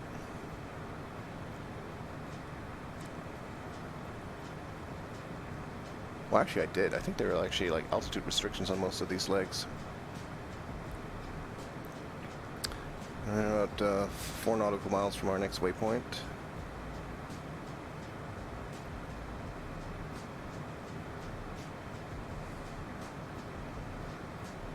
I have a feeling once we get over those mountains there, we're going to get rid of the clouds too.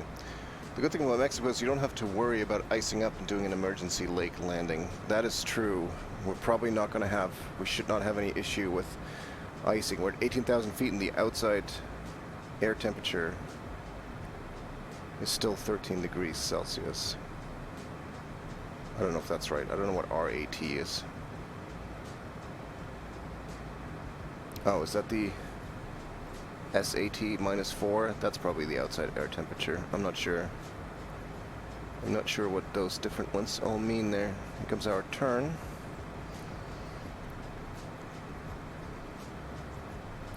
I'm just glad that we managed to intercept our course and everything, and we've gotten this far. Pretty good. Pretty good. That mountain peak over there looks quite beautiful.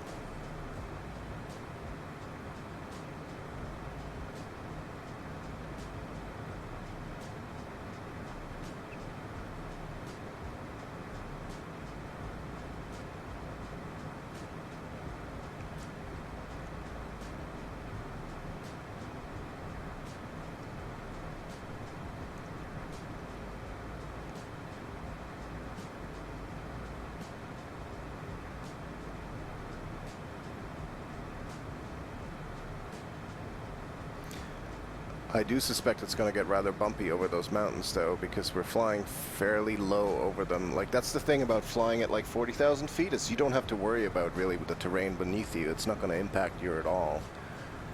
Oh, there's a plane up there with us. Look at that. I don't know how well this comes across on the stream, but you should be able to see the little red and white blinking lights. Pretty close to us, actually.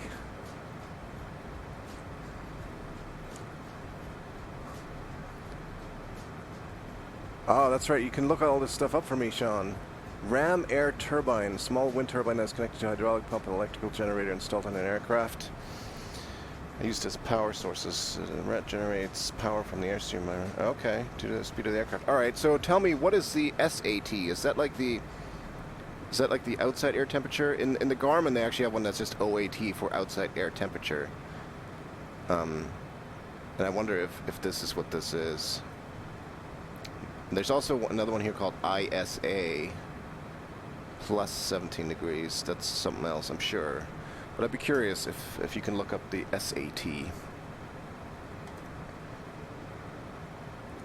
It's going to synchronize our heading just in case we need to do something at some point.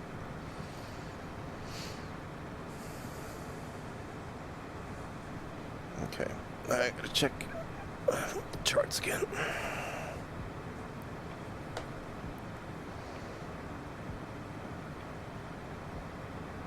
The way I see it, we're now in the sector where we should be flying at 20,000. According to Navigraph, anyway.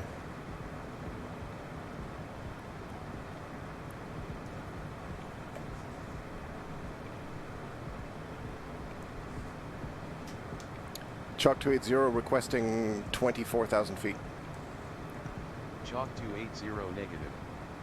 Maintain 18,000 feet. Why?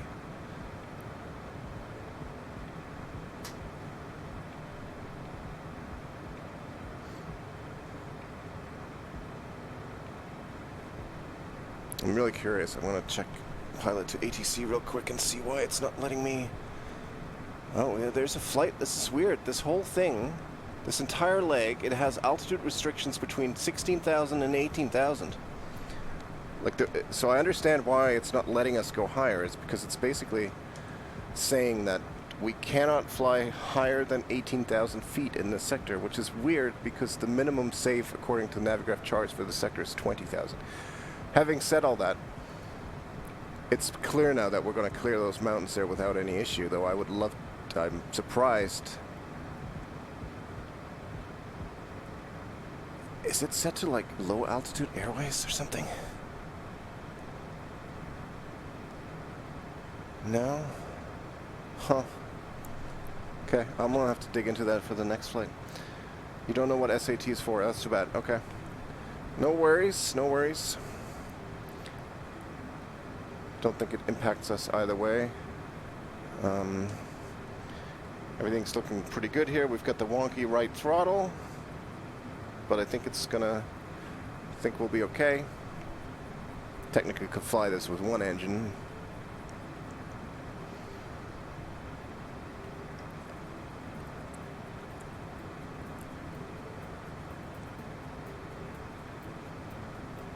I'm going to have to find out if this is a mod issue or if it's something that I can control and fix somehow.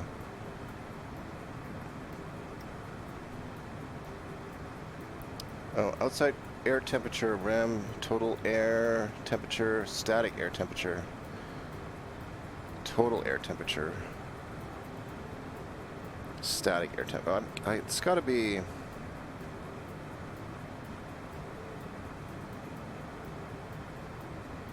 Static air temperature must be basically like the outside air temperature.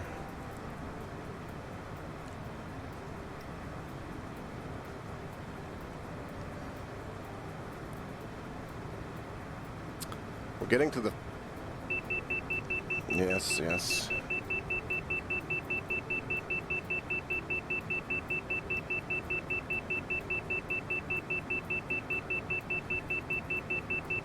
Oh, the throttle's fixed itself.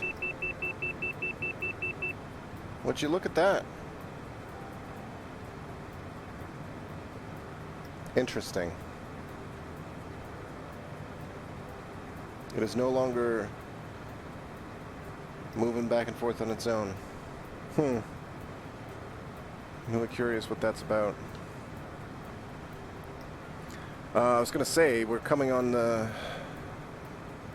more interesting part of the flight, which sees us flying over some more interesting terrain here. It looks like the weather's clearing up a little bit. Clouds are clearing up a bit. Static air temperature refers to the temperature of the air around an aircraft but unaffected by the passage of the aircraft through it. Okay, so that's basically like the air around the aircraft. Okay, so that makes sense. So it's about 2 degrees, yeah, so we're not in any danger of icing, and it would really only be an issue if we're flying through any sort of precipitation, any clouds, any moisture in the air.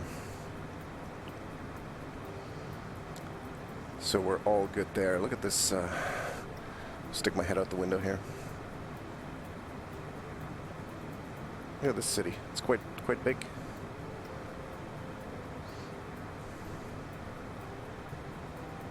Chalk 280 contact Mexico Center on 125.1. Have a good afternoon.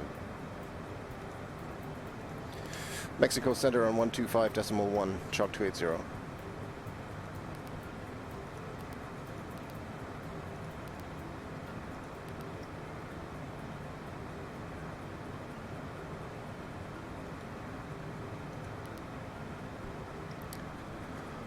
Chalk 280 at 18,000 feet. Chalk 280 good afternoon. Squawk 3062. And I think I just realized that I can actually see my comm frequencies down here.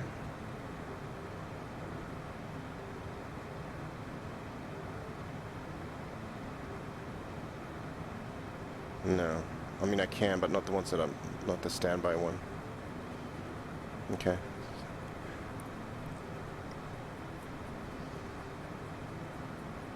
Yeah, just we'll just run a tab, Sean. We'll just run a tab.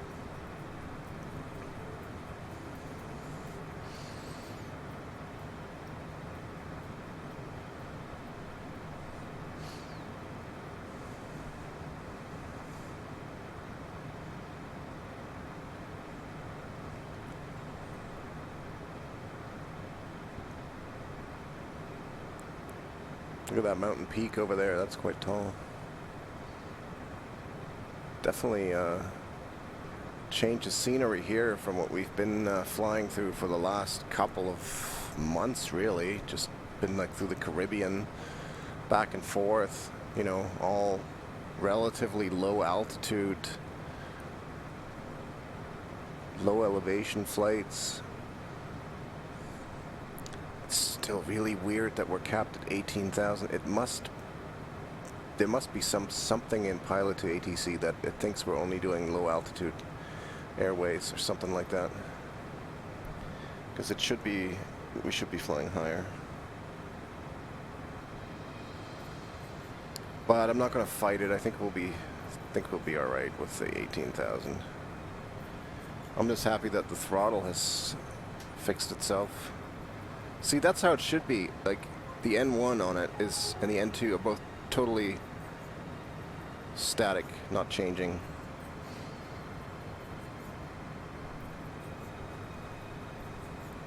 Demolition Man, subscribe with Prime. Demolition Man, hello.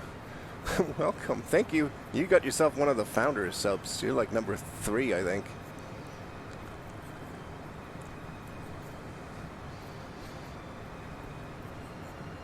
All these people that I used to listen to me yak about Battlefield back in the day. Nice to see you all still around doing your thing.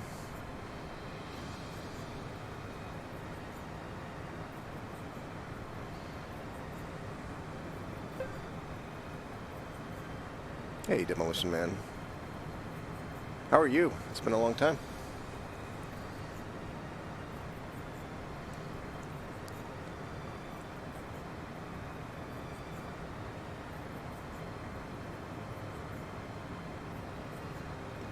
Ooh, a little bit of wind.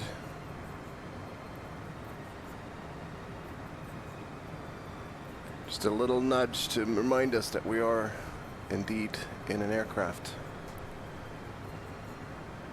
So this feels like we're a lot closer. This is clearly quite the high plateau. Pretty good. Life's had its fair share of up and downs. Yeah, I mean, geez, certainly the last year has been an interesting one. Far more interesting than it needs to be, in my opinion. But I'm good as well. Things are pretty good here.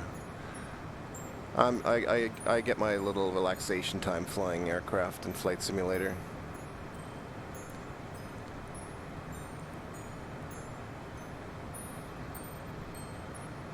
Though sometimes it just stresses me out because it's doing weird things all the time, but, you know. I guess the one benefit about only flying at 18,000 feet is that our descent really only needs to cover about 11,000 feet to get down to the ground, so we don't have to worry about my big concern, which is always like way overshooting, especially with this plane. Ah, just lurking. Yeah, no, that's cool. Appreciate the sub. We got our Twitch affiliate status yesterday. It's funny because, I mean, I don't really stream in front of a lot of people. I do stream somewhat regularly, and I'm streaming our D&D game again, so it's like, hey, why not? It seems like fun. So I appreciate your Prime subscription, I do. I think it was a Prime subscription, right? I think that's what it said.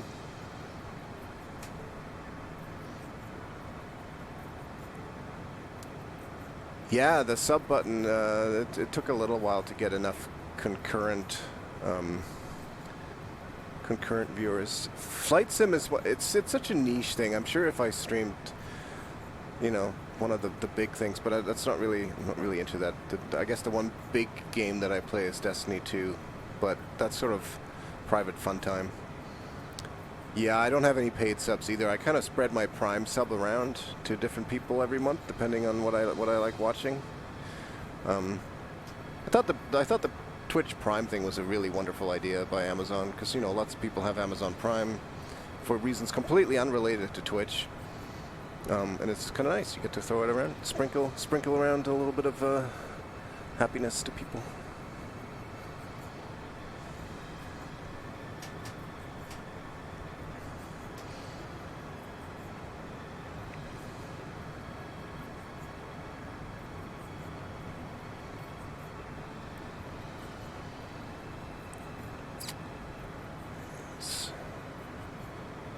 Look at the clouds just sitting in between the ridges here at these mountain ranges. Very cool.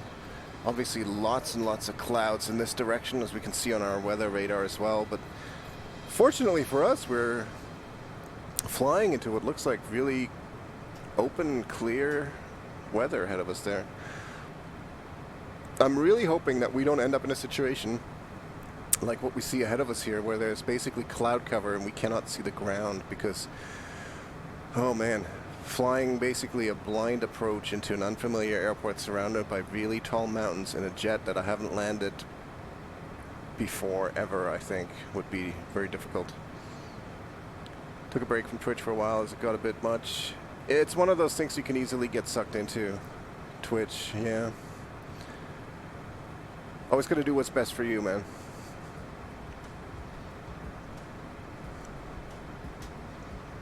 So I'm kind of hoping that Mexico City is not covered in clouds like this, what we see ahead of us. If it is, boy oh boy.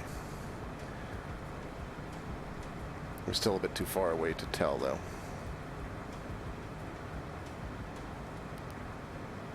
Actually, we're not too far away. What do we got? We're basically at Rexus. We have 80 nautical miles, essentially, until we start making our approach.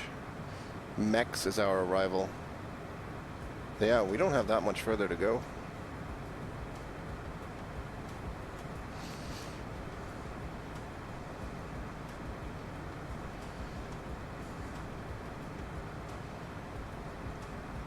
You like this better, Sean? See more of the ground? This is more like our usual altitude that we've been flying at, which is probably about less than 10,000 above the ground. Well, I'm the best flight simulator pilot you've ever seen. I'm the only flight simulator pilot you've ever seen, aren't I? But thank you. I'm sure we're going to be fine. The one thing that I have been able to do is I've had, due to having enough times where the autopilot didn't work or the glide slope wasn't captured as it should have been, I have enough experience now of landing a plane by hand. I think the one thing, though, that we will do is if we miss something, we're going to do a proper go around. I'm not going to try to force it on the ground, because only bad things will happen if we do that. It's really making this turn like kind of ugly. It's not a very graceful turn there, autopilot. Oh, turbulence over these mountains. Always, they've really modeled that in well. It's always super bumpy over these mountains. The view is fantastic indeed. A little choppy for my liking.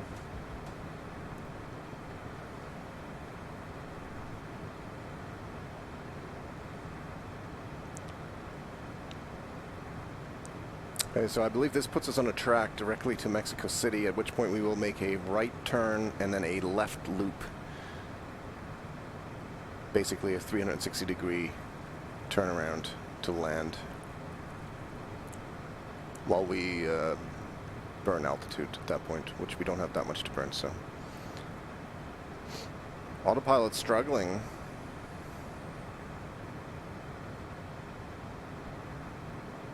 It's kind of got us back on track, sort of.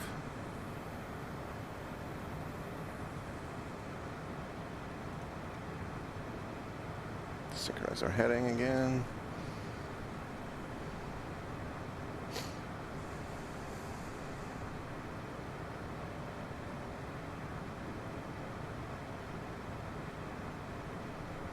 There's another airplane over there. See, there's clearly ways to fly higher in here. I've done something to pilot to ATC to have it capped at 18,000. I bet you there's some setting somewhere where I said I just want to fly low altitude airways, which are capped at 18. And I forgot to turn that off for this flight. So, you know, it is what it is.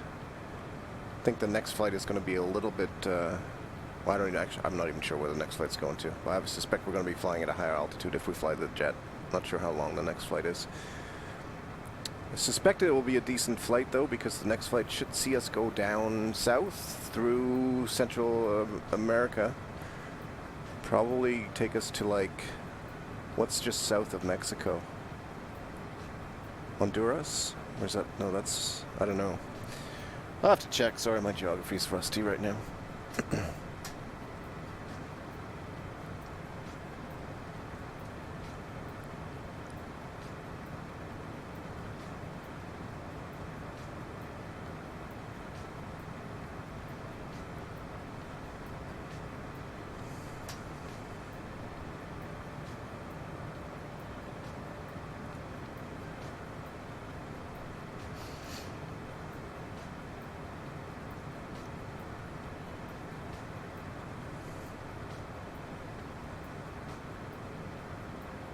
It's pretty landscape. Colombia? Colombia is there too somewhere. Could be, actually, yeah. I recently watched a show on, oh shoot, I think Amazon Prime. It was called The Long Way Up. It was with Ewan McGregor. And they rode, him and Charlie, I forgot his last name, a buddy of his, they rode electric motorcycles from the very southern tip of Argentina all the way up back to Los Angeles through basically all of South America.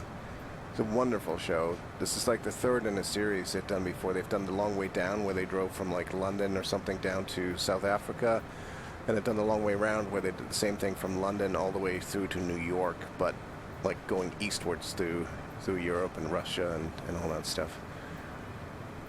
It's a really cool travel kind of show, but part of that is what excited me about doing this trip around the world in Flight Simulator, because, you know, I mean, you don't get to see, obviously, the people and stuff, but you kind of get to see some of these landscapes, and it's really cool. Most of the time you think of Mexico, you think of the stuff you see on TV, you know, you think of the beach resorts and stuff like that, but at some of these mountains, there's some really, really tall mountains, and I had no idea that Mexico City was at such a high altitude.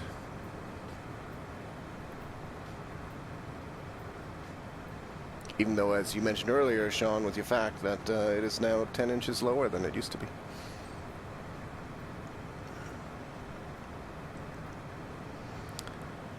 So the way I see it, we're probably in the last 20 minutes or so of this flight, I suspect.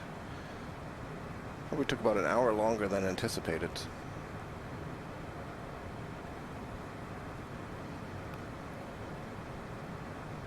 But there's nothing wrong with that. We are not in a hurry.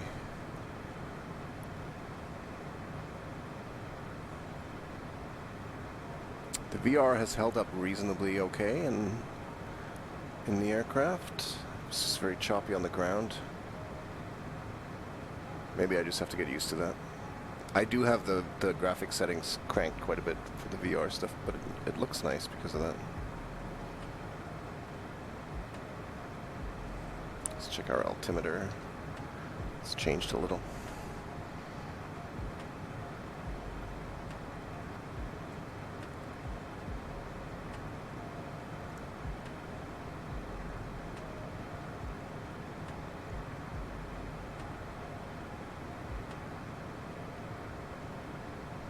Let's have a quick look at our checklist here.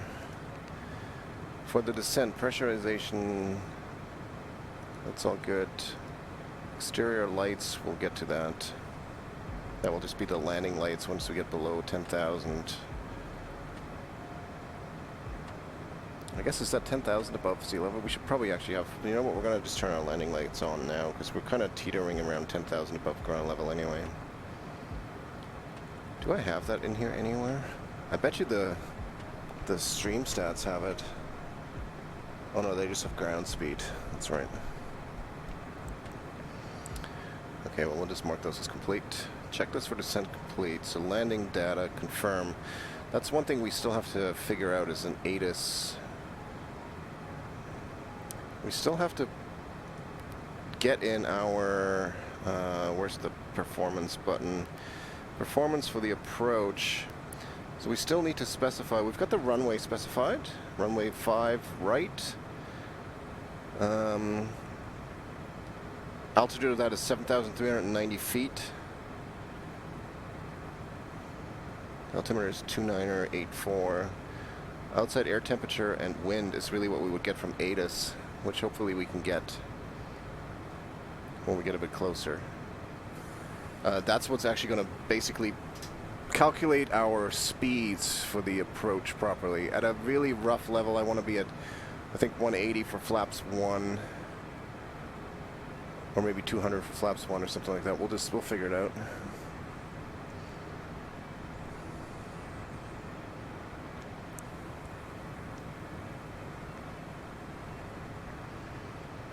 Our next waypoint is our arrival waypoint, MEX.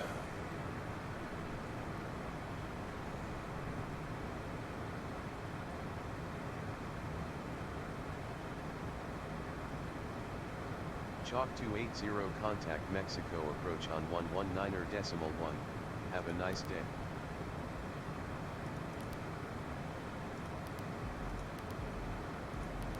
Approach on 119.1, Chalk 280.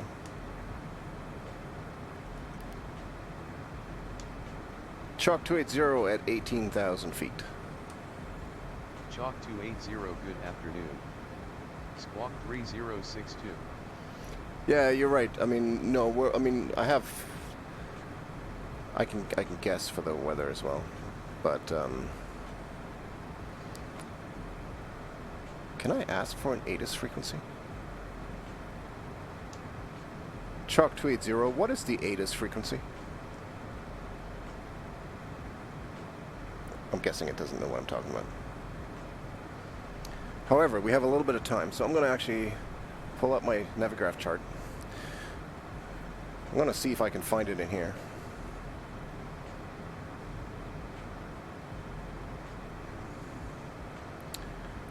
And see if we can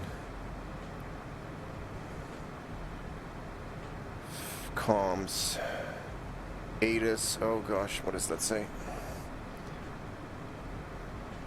12765. Let's try that. Let's see. 127.65. Let's see if this gives us ATIS. Weather is not currently available for Benito Juarez International. It does, but it says it's Arriving not and available. departing runway 23 right, 23 left.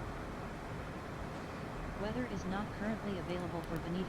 Okay, no weather available. So we're just going to enter 0, which is almost certainly incorrect, but I don't know what else to do about it.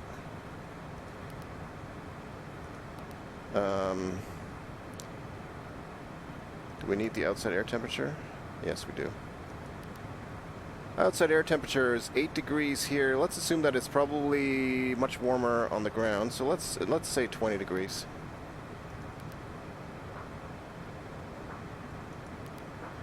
And that should, on this next screen, we should now have VREF and a V approach. VREF is 102, V approach 109. So those are our approach speeds.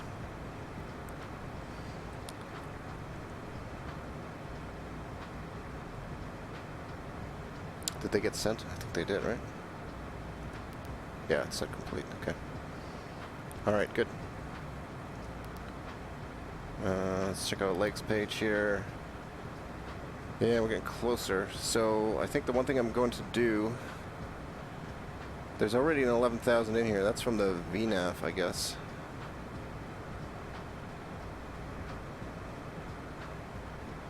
I'm going to set 11,000 on...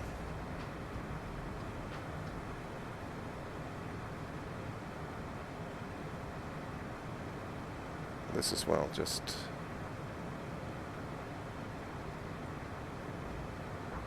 we just had the glide slope thing appear, so we are getting definitely closer to this whole thing.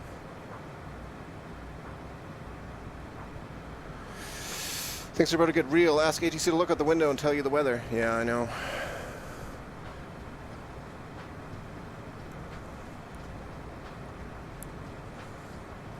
Alright. Landing data confirmed. Crew briefing. Let's play that. Let's play our...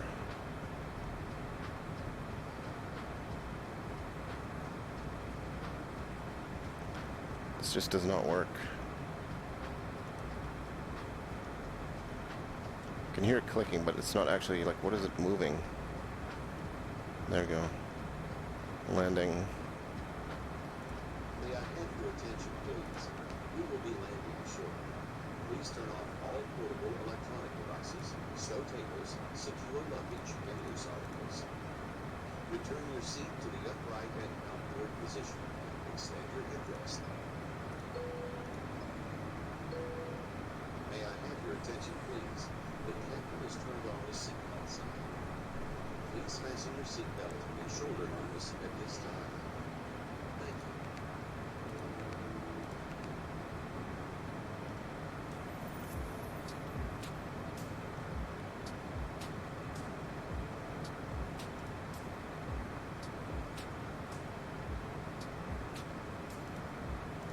May I have your attention, please? We will be landing shortly. Please turn off all portable electronic devices, stow tables, secure luggage, and loose articles. Return your seat to the upright and outboard position. Extend your headrest and fasten your lap belt and shoulder harness. After landing, please remain in your seat with your lap belt and shoulder harness securely fastened until the aircraft is coming to a complete stop in the park. So this is going to see us go this way to the right and then swing back around.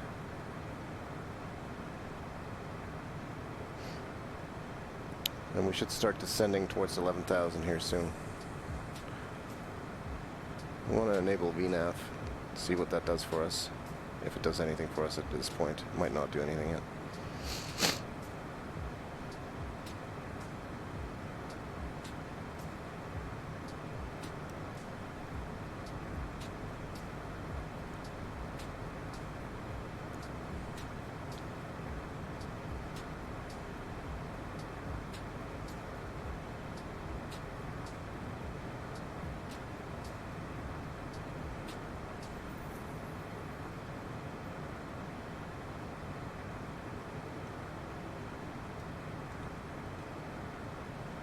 Chalk 280, you are off course. Turn right heading 340 to return to course. No, we're fine. I don't know what it has programming for different... Whoa! What just happened? What just happened in the autopilot? Chalk 280 expedite climb to 18,000 feet. I don't know what happened. Yeah, thanks for that, Human. I'm almost convinced that absolutely bad things will happen.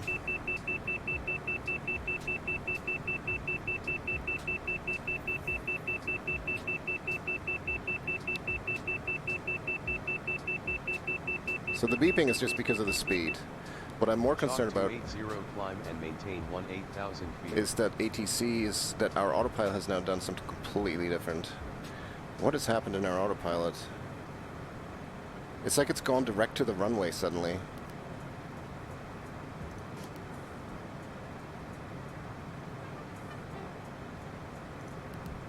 That's bizarre. I'm turning that off. Chalk 280 expedite climb to 18,000 feet.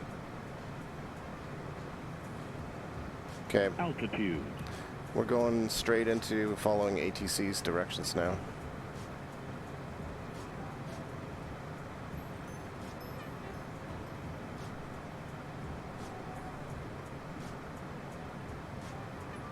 Like, I do not know what's going on. Like, our flight plan has completely changed. 0 climb and maintain 18,000 feet.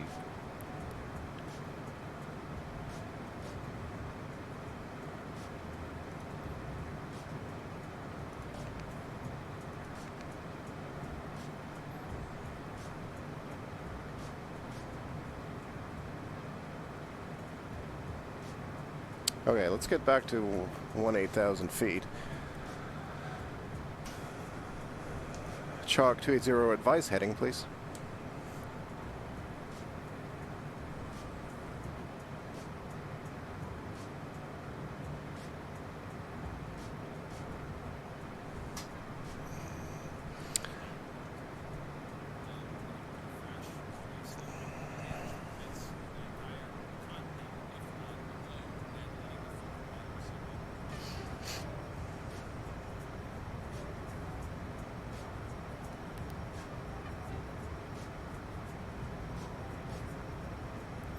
It's weird. Now it just has our...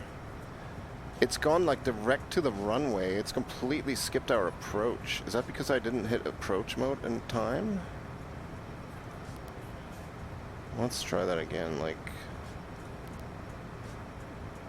via the SUTAS transition.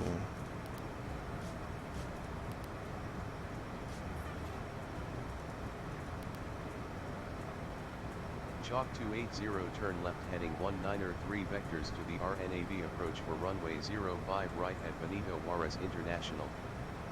Chalk 280 turn left heading 193 descend and maintain 14,000 feet.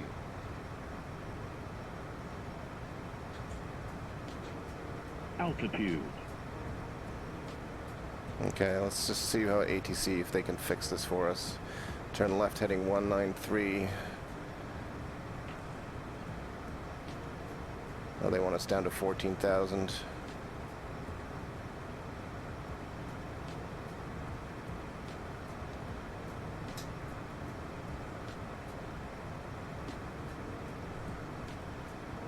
For some reason my vertical speed mode button does not work, which is kind of frustrating.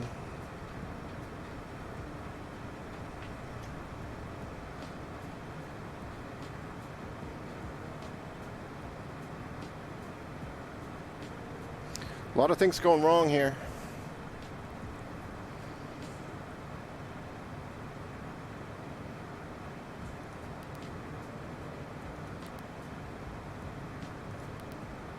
So why is runway 5 in the middle of this as a leg entry? Like, that's unable to delete.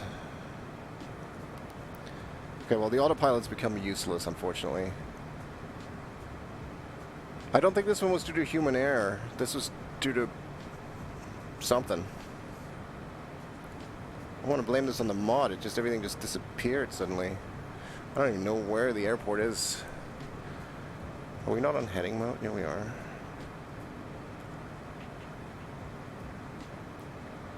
We're just gonna have to try to. We're just really gonna hope that the that ATC is gonna be able to vector us around to where we need to be.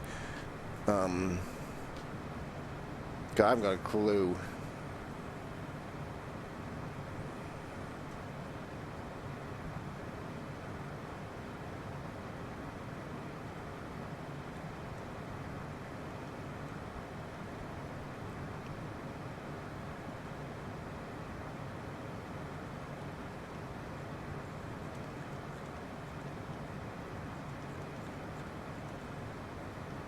I would love to adjust this map zoom so I can see something. Altitude. Had it for a second. Okay, so it's off on our left. Yeah, we're still trying to get to the left there.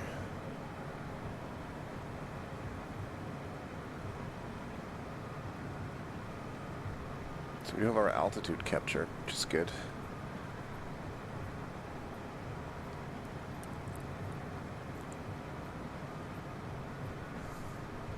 I have no idea where Mexico City is from this point, though.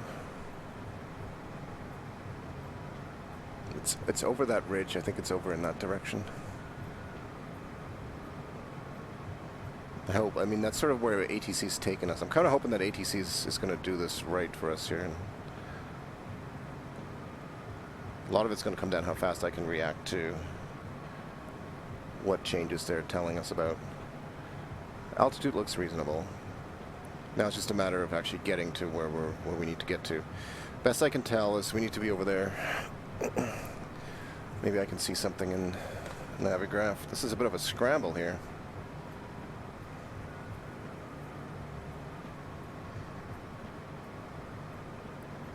Okay, we're actually not too far off course from this. We do need to head further left, but they're going to vector us around this long way. Okay. Chalk 280 turn left heading 168.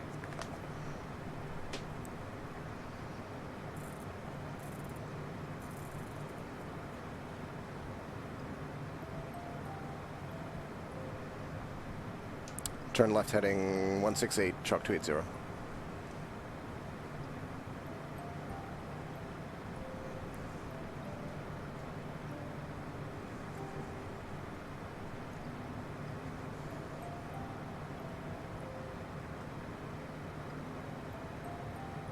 Chalk 280 turn left heading 168. Yeah, we are.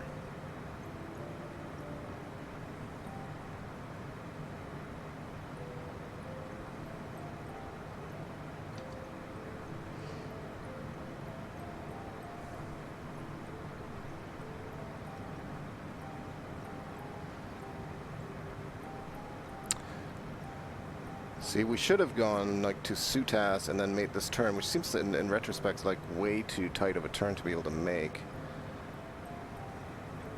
So now we're going to fly this way, I guess, and we're going to turn this way eventually and land. Like, I have confidence that I know that Pilot to ATC actually does a good job of creating vectors on the fly to get you back on track.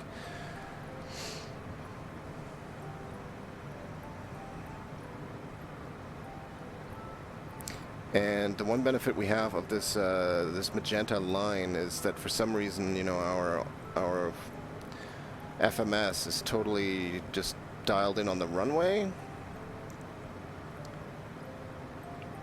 Oh, you know why that is? I think I know why that was. It detected that we got so close to the runway waypoint that it just thought we skipped all the other ones and was like, oh, you're here. Okay. Here's your runway waypoint. Which of course was terrible, so I guess I need to pay attention to the flight plan to make sure that it doesn't get too close to the final waypoint, because it's just gonna skip him. It thought it was being smart by helping us out. It's really just made things much more complicated. Guess we can fly a bit faster here.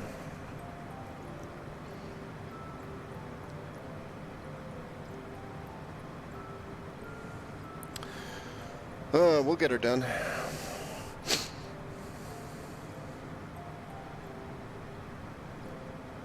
It's suddenly gotten very warm in my room. It's got to be the stress. I wish I could reach out and open the window more.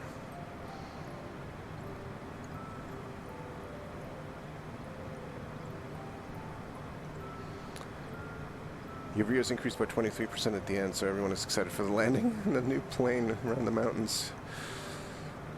Yeah, I mean, this is definitely an interesting way to land.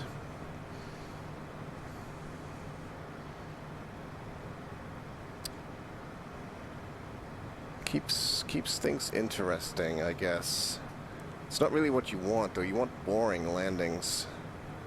I don't feel terribly confident about this altitude. I believe Mexico City, I believe the airport must be over in that direction there. So we still have to make a left turn over this ridge here. And obviously we need to clear that. I would expect to get vectors to essentially, it should be putting us on this waypoint here, more or less. So at some point it's going to tell us to turn left and vector in that direction towards the runway. This line, the magenta line, is the runway heading. So you can see that we're still a ways away from that line. But at some point I think it's just going to take us over there, and then we're going to make a left turn.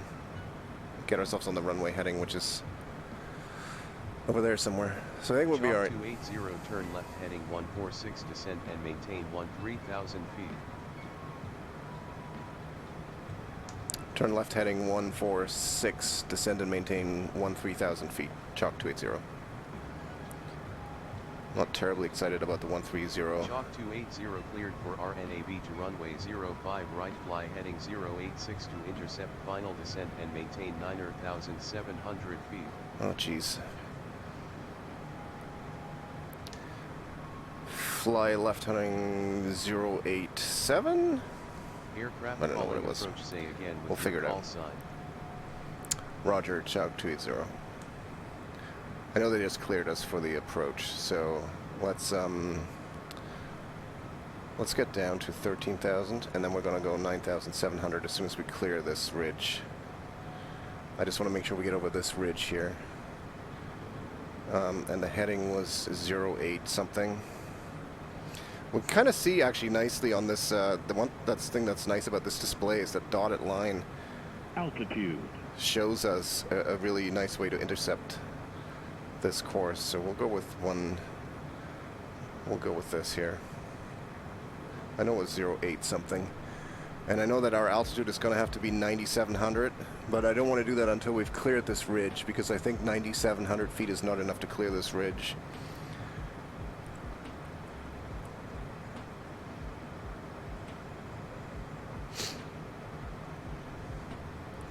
.086. This is why I need a co-pilot. 086 sounds about right. Well, we're going to have to play this by ear. We'll get ourselves lined up, and as long as we're lined up, I'm confident I can land.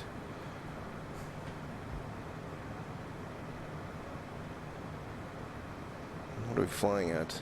260. Well, we're going pretty fast. All right, let's slow down a bit here.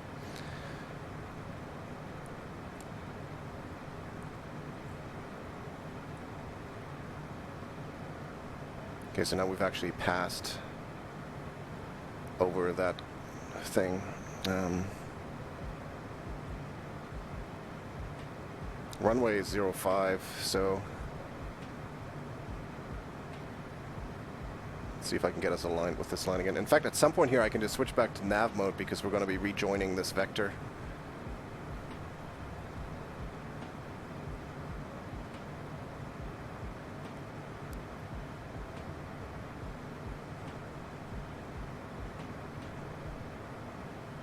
Basically got the throttle all the way back here to slow down.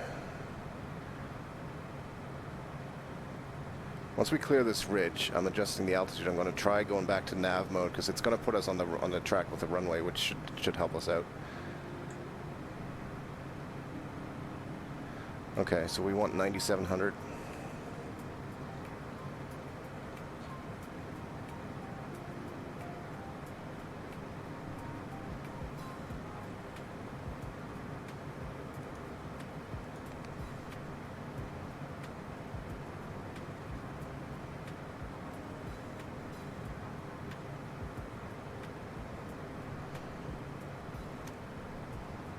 Let's see what happens if let's synchronize this heading real quick. Yeah, we're off. Okay, let's go to nav. It should swing us over to the left. We'll have to do this ourselves.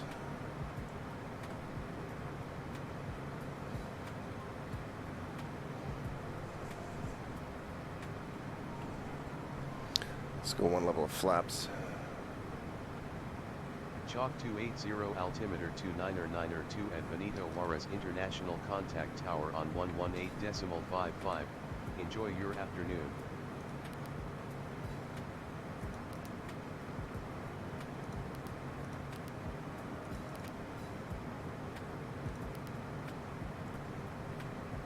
Chalk 280 at 11,000 feet.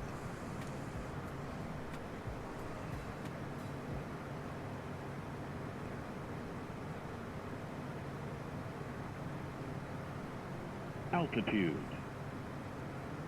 Come on, give me the nav.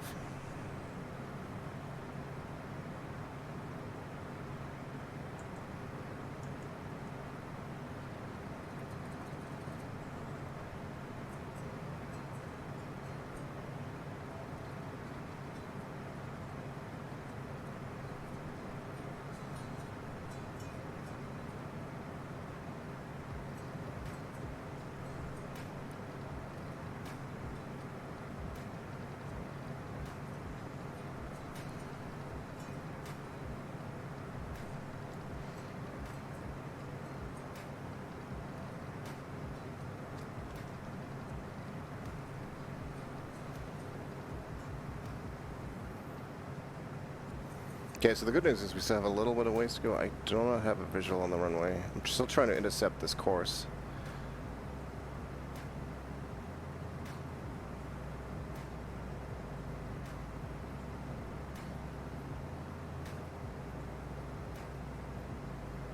We need to be getting lower here.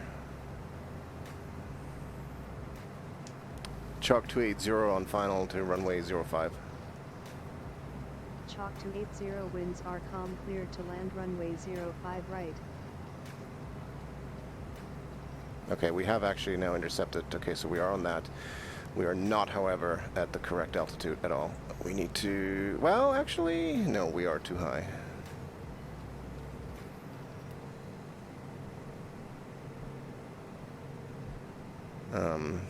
That's our runways down there.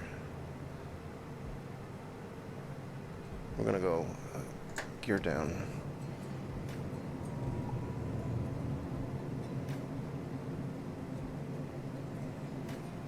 Autopilot.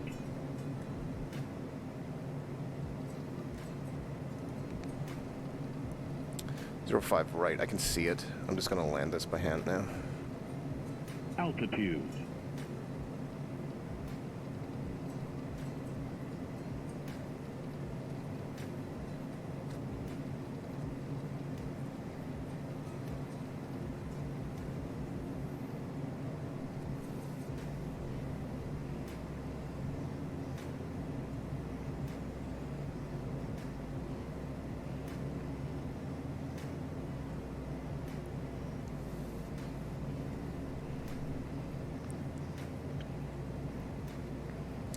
We are too high, we are too high, we are too high.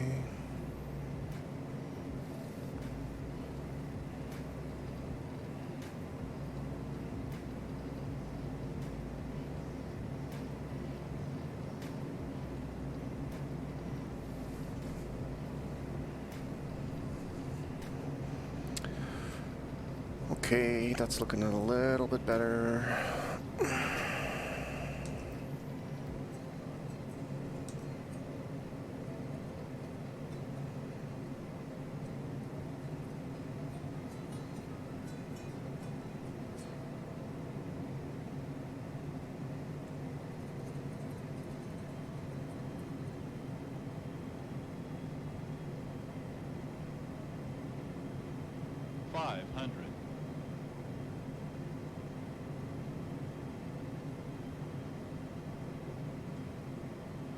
It gets real choppy in the VR thing once we get closer to the ground. It's super annoying, unfortunately.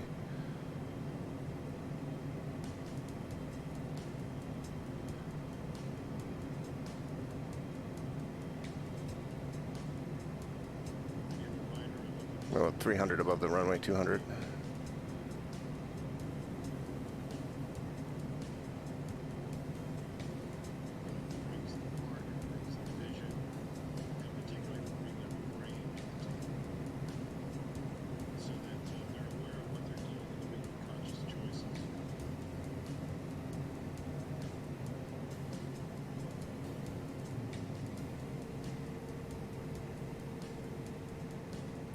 way off the center line here, but Chalk to 80 exit runway when able.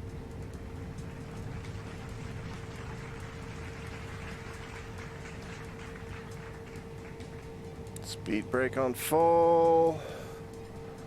We did it, boys.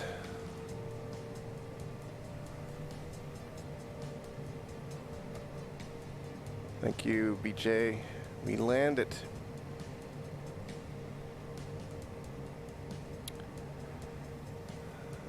If nothing else, I have learned how to sort of just improvise a bit more. Pilot of the year right here, yeah. It's a good thing nobody behind us noticed any of this, any of the shenanigans going on there. I'm not going to even talk to ground about where to park. I'm just going to pick a spot to park. Yeah, it's quite choppy on the ground in VR. Wonder why that is.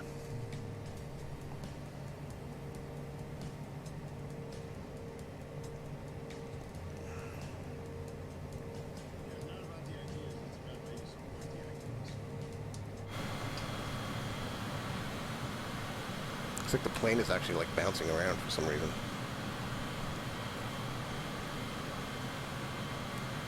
Look at it hopping up and down. Like, that's not a VR thing. That's just a, I don't know what that is. Somebody needs to go and frickin' smooth out the runways here, the taxiways.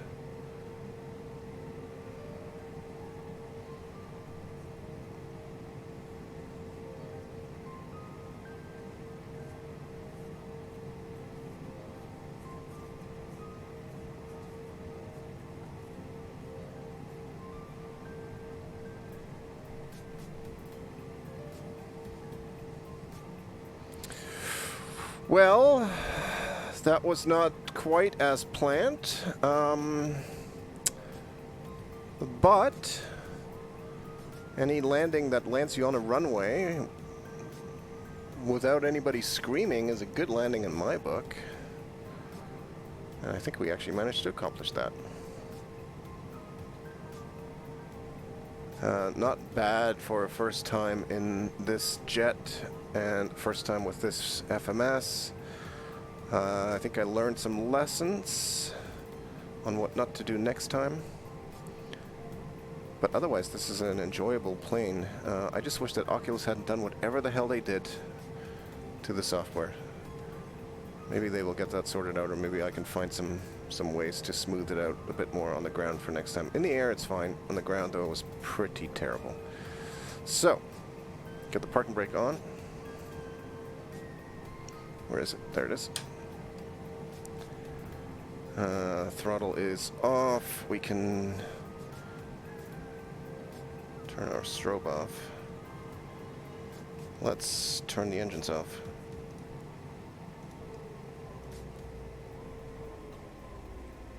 It is tequila time, which is really coffee time, but, you know, close enough.